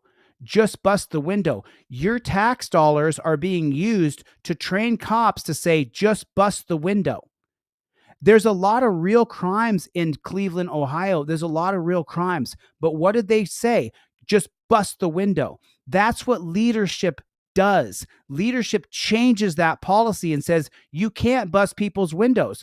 Put a tracking device on her car and let her drive away. Then when she comes out to get her car, it's gone. It's been impounded. You don't need to bust people's windows. You put a tracking device on the car and say, okay, if you're not going to comply, do whatever you want. Let her drive. Then wherever she ends up, you impound her car. She should be put together. She should have her license, registration, and proof of insurance on a laminated card just like that. We now have the technology to change the policies, procedures, and protocols of these jackboot thug pigs. It's leadership. It's about leadership. It really, truly is. Somebody taught these cops that this was the right thing to do and the right way to treat people. That's wrong. I'm telling you right now, you bust my window and I pull it off. So do what you want to do. Here. Do what you want to do, because I will pull off. And I will pull off. There's no reason for you to yank it on my car. Great, I already have one. I'm not stupid. You guys are trying to hurt me. No, we're not. That don't mean shit. I can't even see your camera. Exactly. So what are you talking about? No, I'm not stepping on them. No. No. There's no reason for me to get out of the vehicle. I tried to park. There is a fire hydrant in my view. I'm trying to pull past it. Y'all are wrong. We're not wrong. Yeah, you are. Okay. Seriously. So I'm telling you, you bust my window, I'm pulling off. Okay. I need to talk to your sergeant. He's on his way. No, I want to talk to him. He's on his way.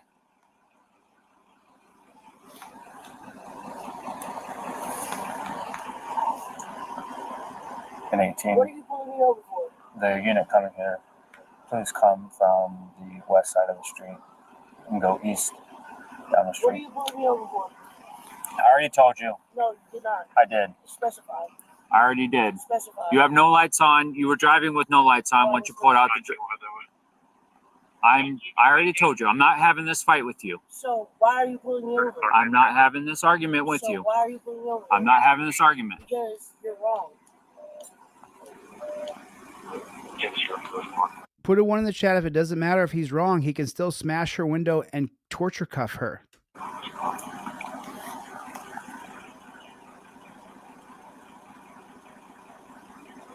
You want to talk to my sergeant? He's on his way. So there's no need to be staying here anymore. Yeah, there is. My job's not done. I'm glad that you think you know how to do my job better than I know how to do it. You did. You did. You did. No, I did not. Okay. Like I said, my sergeant's on his way. You can talk to him.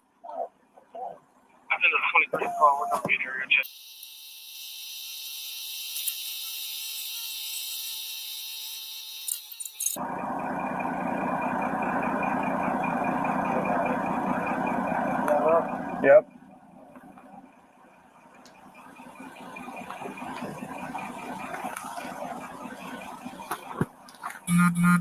Brandon's store. She got to the store, he's facing us. Yeah, I see what you're doing.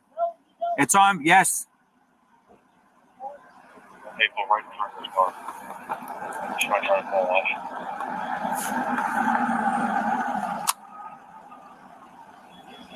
Everybody, welcome Chris. Thank you, Chris. Welcome to Team DLZ, my friend.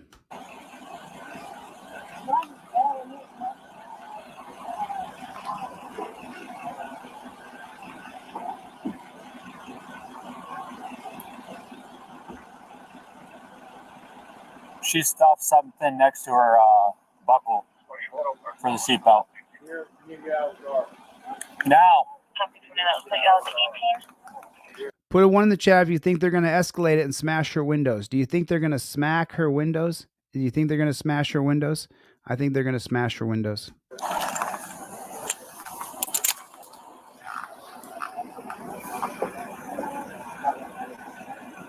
I'm going to try to take everything done. You work with us. All right, quit reaching down beside your seat.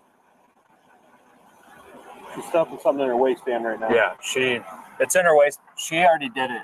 She took it out of her bra.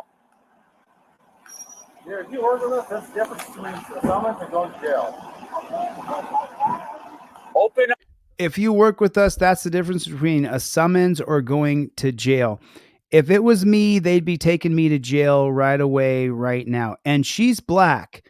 They would take me immediately. As soon as I didn't comply, they'd smash my windows open and beat me up and put me in those torture cuffs in 2 seconds flat.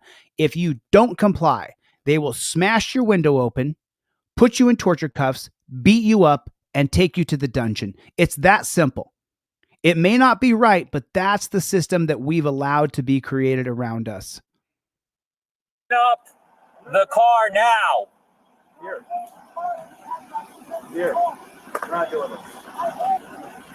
Open the car door. I'll go for your Does anybody have a... I have one. Oh, what? Yeah. You want to do that? Derek. We're past that. Your window's going to get broken if you don't start cooperating. So let's talk about that real quick. So MT Law said, sorry, Chille, I want too much for the laminated. It's not laminated. It's indestructible trifold. It's made out of polypropylene paper that cost me 5 cents. It doesn't cost me 5 cents to make. It costs a lot more than that. By the time you get it, I'm $5, $6, $7 in, depending on how many you order, because I also include this broccoli wad rubber band. What you're paying for is you're paying for the process that I've taught, the years that I've studied constitutional law, the touchdown position that I've invented here over time, the processes that I've taught you to put your license, registration, and proof of insurance in a laminated card. MT Laws, do you have yours do you have your license, registration, and proof of insurance ready to go? Did you make a photocopy of your driver's license, a laser copy, not the actual license in the laminate? You want to make a photocopy or a laser copy of it and stick the front and back of your driver's license inside the laminated paper. And then, so I teach a real serious process here that your phone goes here in this hand, and then your trifold goes up in your visor with this broccoli wad rubber band that I put in an envelope and I sent off to you. So now I know you have everything you need. I can't do this for you. I would do it. Your current registration, your current proof of registration, your current proof of insurance, the most recent one, not the old one. Because now you've taken the power out of the cop's hands and you put it in your hands.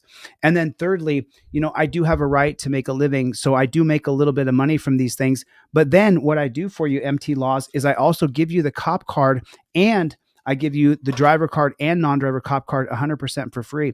Additionally, what I do is I give you everything I sell in my store 100% for free, including my ebook, my digital poster you can print out yourself. And then I give you a digital copy of this in black and white so you can print out multiple copies and give it to friends and family.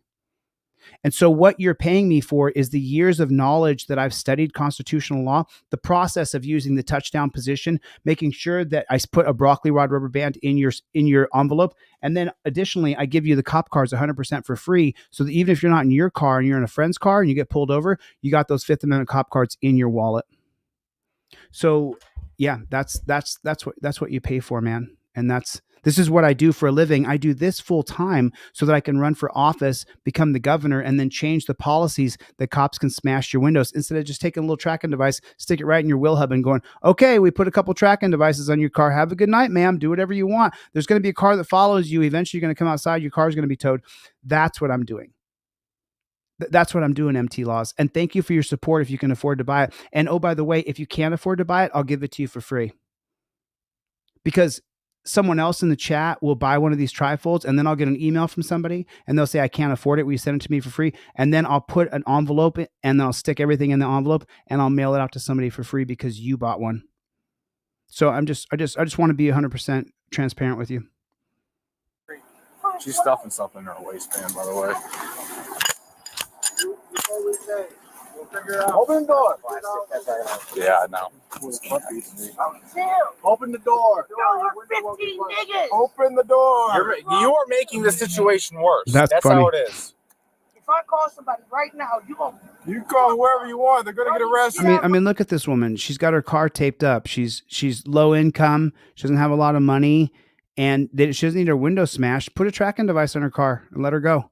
my face. I haven't done anything wrong. Dear, undo your seatbelt and step out. No. Yes. For what? You haven't We even told me you. why you pulled me over. We told you why. You're driving. Bro.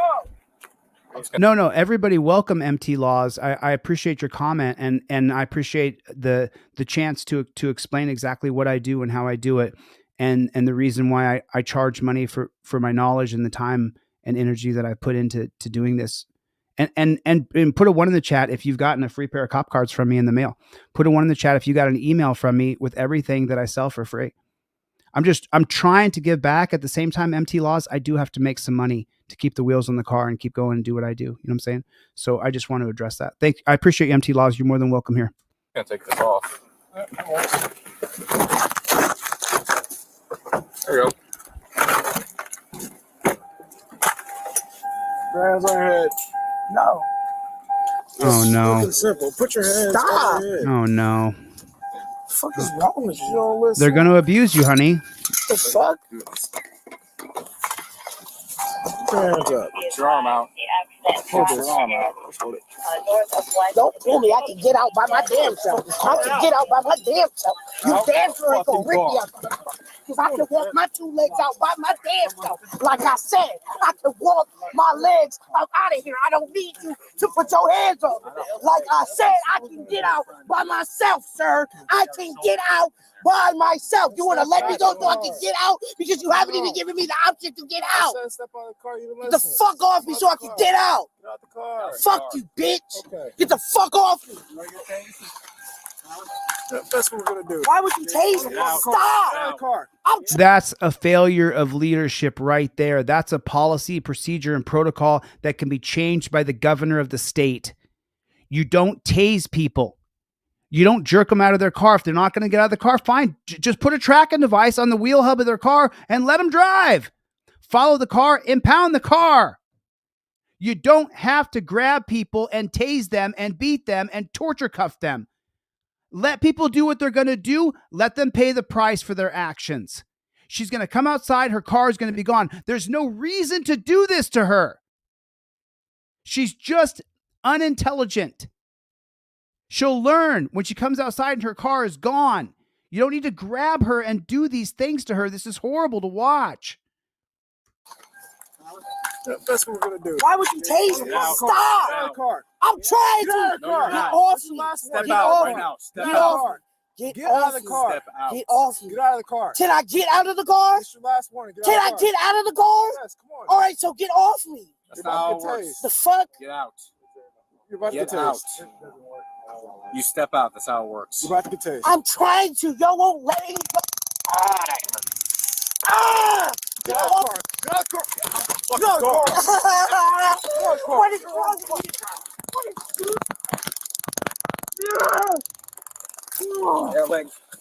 What is Let me remind you, this is for her headlights being off. She's being treated this way because her headlights were off. And then she didn't comply. wrong with you guys? How many warnings do you What the need? fuck? Give me your hand. For what? For what? Why would y'all do this to me? She got stuff in her hand too. I Gave have- you several warnings. Yeah, and you didn't let me get out. What is wrong Open your with hand. you? Open your hand. It has money in it. So when you look at these three guys right here, when you see these three coppers right here, what do you think? What do you guys think? D'Angelo, thanks for the super chat. I really appreciate it. But what do you guys think when you take a look at these three coppers right here? What do you think of them? I mean, let me tell you what I think. I don't think that these three men were born evil demons. I don't think that. I think that they've been taught policies, procedures, and protocols that are brutal, inhumane, and barbaric. I think they've been taught to treat people this way. That's what I think. Now, do I dislike them? Absolutely, I dislike them. They were taught to do this. They were taught to do this to people. They were trained to do this to people. This is the part that has to change. This must change. This part right here must change. Give me your hand. For what? For what? Why would y'all do this to me? She got stuff in her hand too. I There's have been several warrants. Yeah, and you didn't let me get out. What is wrong with you? Open your hand. It has You got- money in it. Just put another cuff right here. What the fuck? Anthony Pisano, I see you, buddy. Why would y'all do that? You were given multiple Y'all chances. supposed to be active PD. You're given multiple chances. Right, so No, you didn't give me if multiple somebody give you lawful order, you're supposed to follow them. They tell you to get out the car, get out the car. Beat on. Ain't nobody beating on you. You weren't beat on. You Just gave punched me me in my multiple face. chances. So how is that not getting beat on? You just punched me in my fucking face and wouldn't let me get out the car. I gave you several chances to get No, out the car. you did know not. what you didn't do? Get out of the car. No, you fucking did. Got it? Okay. Stuck on something. Just take your time. Just man. You take good? that. Take this off right Push it here. away from your body. Just take this off. Push it up. Push your arm up. So, come on, Tyler. There you go. Beautiful.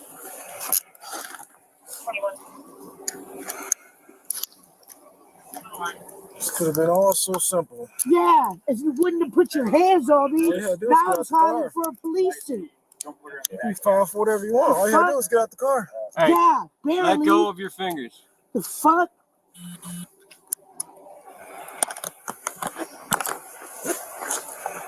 What is wrong with All y'all? on your side. No, you're not. Get the fuck off me. I'm gonna twist you up, okay? So you want to sit there for a second? Fuck. All right. You're tripping. Maybe next time come out with what I didn't do anything wrong. No, I didn't. Why are you taking my keys?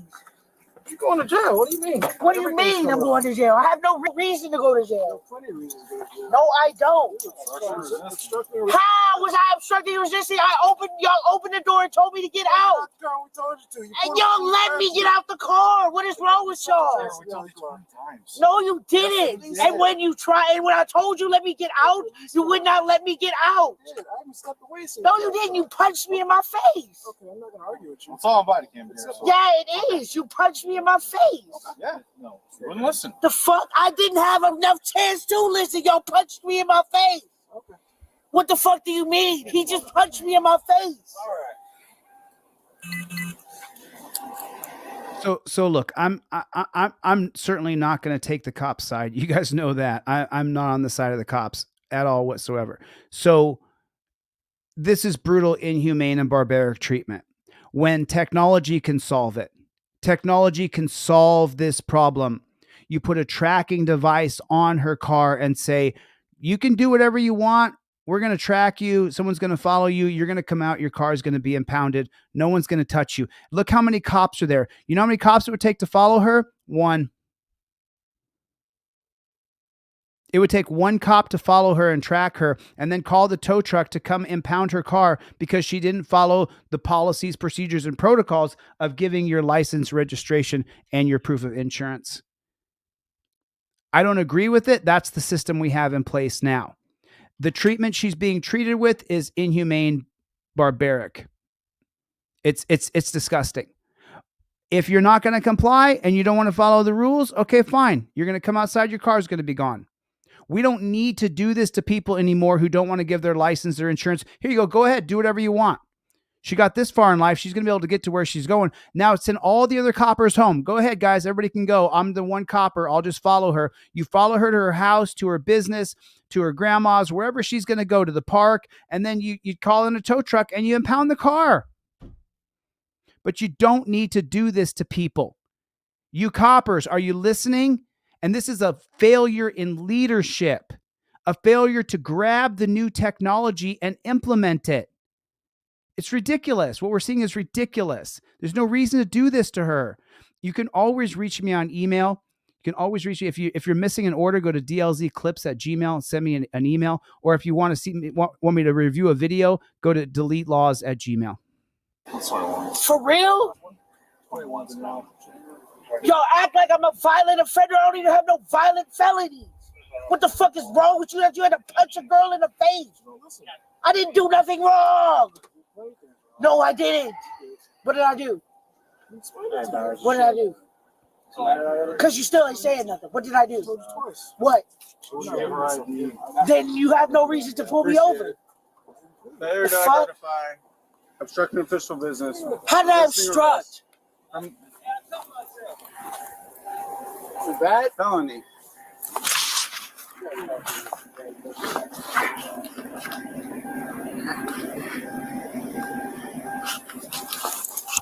No tripping, bro. You have any medical conditions that others need to know about? Yeah, I do.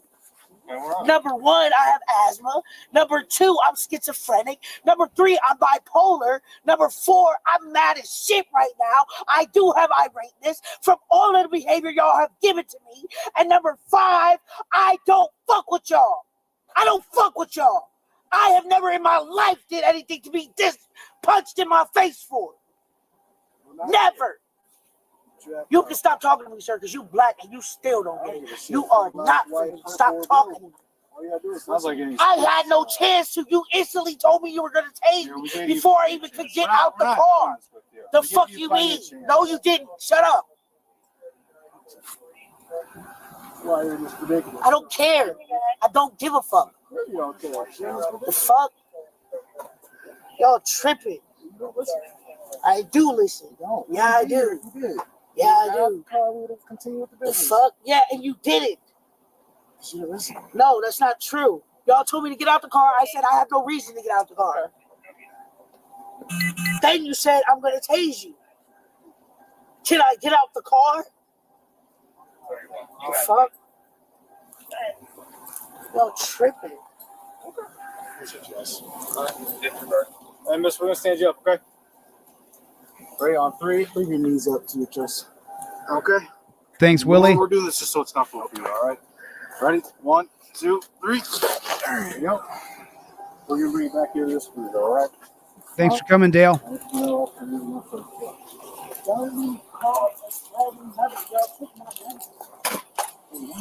Yeah, I see. Do you have anything that wants to stick me, hurt me? No.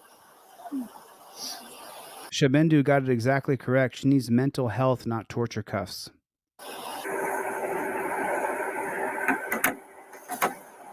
Is it on your bra?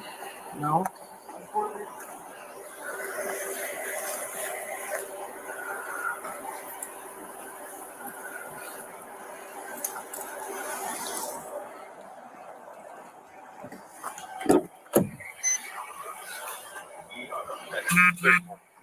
Thanks for coming, Roger. 34. Have a good night, Roger Lane. Everybody say goodbye to Roger. Yeah.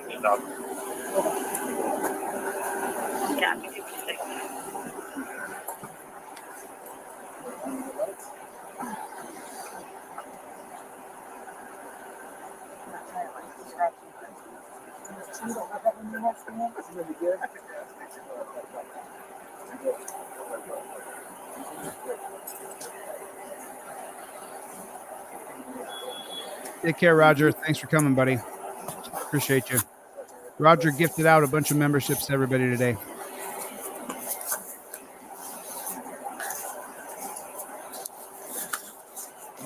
Hey, dear, we're going to have to take a signature until the EMS gets here to check you out, okay? Blue murder gloves. Can y'all turn off my mom's vehicle? We can turn it off for you, okay? Hey, you turn off the car. Thank you. Can I sit on the ground? I would like to sit on the ground instead of the That's too bad. Jump in there. Come on. Put your feet in. I would like to sit right here until the car. Right. And why is that? I mean, let's take a look at why she doesn't want to get in the car. Thanks, Doug. Thanks, Chuck, for the super chats. I super appreciate it. God bless you, man. check this out though. I'm just going to zoom in here real quick. Take a look at why she doesn't want to sit in the car. She's in a cage, little slits in the window. They're going to put her in. They're going to put her in this tiny little place where she barely fits, and then they're going to seatbelt her in, which is like locking you in to the tiny little claustrophobic dungeon. It's absolutely horrible. Why are y'all doing this? You still don't listen. They're doing it because you won't comply with their orders. Look how many cops are on the scene. 1, 2, 3, 4, 5, at least a half a dozen we can see in the frame.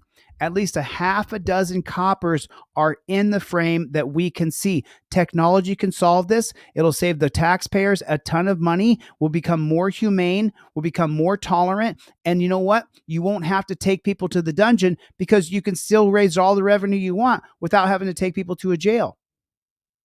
Could you imagine that? You don't have to take people to a dungeon. We can change the system. It takes leadership. I just want to sit here until the EMS comes. For what? Listen again. For fucking you stop talking to me because I don't even like your dumb ass. I don't give a shit. I don't give a fuck what you fucking like or not. Stop talking. And there it is right there. There it is right there. Let me drop the link for this video down in the chat so you guys can go over there and drop them a like and tell them. I think that's the link for the video right there. And this one, Andrew said, when every encounter with a police state enforcer could lead to your death, when can we consider that a use of deadly force? Even being pulled over, you could be dead with no recourse. That's exactly correct. That's exactly correct. I've got about 5 more videos that I wanted to show you guys today. I kind of ran out of time because I didn't plan on spending that much time today on the things that we did, but I just want to make sure that we covered Press with Rancor's trial completely. You know, Press, if you're out there and you hear this, man, I know you're going through some stuff, dude. And I know this is hard. But you've got backing. And people who are backing you do have your best interest at heart. So, like I said, you know, if you donate to me directly for Press with Rancor, put Press with Rancor on your Cash App, Venmo, or PayPal. Otherwise, use the GoFundMe, which we haven't even tapped yet. We haven't taken any money out of that GoFundMe yet. So I really appreciate all your support. Thanks, Chad. I appreciate that. Thank you so much. D'Angelo, Chille, I bought my trifle 2 days ago. Forgot to add extra non-driver for my son. D'Angelo, I will check and see if your order's gone out. All orders get shipped that day or the next day. So I'll check your order. If not, D'Angelo, just shoot me an email, dude. I'll send out the cop cards for you. Send me a copy of your order. And then I'll just, if we already shipped it, I'll just send you another pair of cop cards for free. Okay. They are available. These are available on my website. They're $10 if you guys want to buy them. I do appreciate the support, but I've given away far more of these than I've ever sold by far. I sell these for $10 for a pair or 2 pair for $15. You guys are more than so. D'Angelo, just shoot me an email. Go to dlzclips@gmail and send me, hey man, I need you to send me another pair of cop cards. I got you, D'Angelo. Thanks for your super chat. I really appreciate it. Really means a ton. I appreciate that. My first super chat, and I'm Canadian, but I still enjoy and learn lots on your channel. Thank you, Chille. You're more than welcome. You're more than welcome, Chris. I'm Alaskan. I was raised in Alaskan. So I was raised in Alaskan. Is that what I just said? I think that is what I just said. It's just unbelievable. You know, yes, Kevin, I will have hoodies on Tuesday. So just so I know, my friend Steve is waiting on a hoodie. Shanta is waiting on a hoodie. Shanta in Ohio, she's waiting on a hoodie. And then I have two people waiting on posters. Hoodies and posters will be in on Tuesday. I'll ship them out on Wednesday. So hoodies and posters will be in on Tuesday. I'll ship them on Wednesday. We hit 600,000 subscribers. Hey, woo. Now let's overturn Terry versus Ohio, get cameras in every courtroom, get me into the governorship so I can change the policies, procedures, and protocols of these jackboot thug pigs. That would be absolutely amazing. That would be absolutely amazing. Yeah, J Robinette, we get the orders out lickety split. We don't have any shipping snafu right now. If you didn't get an order, it's from before I went to jail. We're getting the stuff out super, super quick. You guys saw the other day that Chille was in here and Chille said she didn't get her order. And I said, just wait a minute. It's in your mailbox. It was in her mailbox that day. Just so you guys know. Because she said the other day, I didn't get my order. I ordered 3 trifles. It was in her mailbox. I can show you her email, but I'm not going to. But she'll come in and she'll tell you, yeah, it was in there. We get them out. Lickety split. You guys take advantage of the special that I'm doing right now. Go to deletelaws.com right now. Get a trifold, deletelaws.com with a Z. Get a trifold. I'm going to give you the cop cards for free, and then I'm going to email you every single SKU in my store 100% for free. Print out extra trifolds, give them to friends and family. It's not going to be on the indestructible paper, but it'll work just fine. It'll go around the clearly established prong so the cop loses qualified immunity, and that's what I care the most about. So anyway, listen, I got to get the flock out of here. I'm absolutely... Scrubzilla was here. Bruce was here. Can you get an OTVO in the chat? OTVO in the chat, if you would, pretty please. It won't matter anyways, Sammy. It always matters, Sammy. It always matters. Nice to see you, Sammy. Melissa, thank you for coming. Bill, thank you for coming. Cloud, thanks for coming. Stacy, God bless you. Anthony, Willie, Ryut Audits. What's going on, Ryut? Good to see you. The Joker was here as usual. Scrubzilla, love you, buddy. Michelle, thanks for coming. OTVO, Jack Boot, Thug Pig, Mama Lion. Good to see you. Sorority, how are you? Bree, thank you for coming. I super appreciate it. I super appreciate it. I want a free Chille t-shirt. I don't know if I have any more in stock, but I really appreciate you wanting one. I'll get, you know what? If I can get enough people that want to get them, I'll print out another batch of them. Soy Leal, what's going on, Playboy? I saw Jeff Hates Pigs. I actually saw Mrs. Pigs in here today. That was pretty crazy. I haven't seen Andrea, it's always good to see you. Bruce, Greg, all the moderators, Chuck P. Not only is he a moderator, he's a good friend. Danelle Brown, good to see you. Thank you for coming. Shakur Capital, always my friend. I appreciate you. There's the Jeff Hates Pigs. Jeff Hates Pigs. Jeff Hates Pigs. Thanks, Jeff, for coming. I didn't see Cope Doggy Dog. Michelle, do me a favor. Go to deletelaws.com and order a trifold, and I'll give you everything else for free. Or order a pair of cop cards, and I'll still work on getting you everything for free. But let's keep us going. Let's keep us going. You got to keep wheels on the car. Got to keep the juice going. We got to keep the juice going. We got to get more and more and more till we get to a point where we get to the top and we can run for governor and become the governor of a state. There's only 50 governors in the entire United States of America with 314 million people. So it's a pretty coveted position. And then we can change it from the top down. That's what matters the most. Anyway, listen, I got to get the flock out of here. Thanks for coming to my TED Talk. I'll see you guys on the next one. Mikey B. Later, Gators.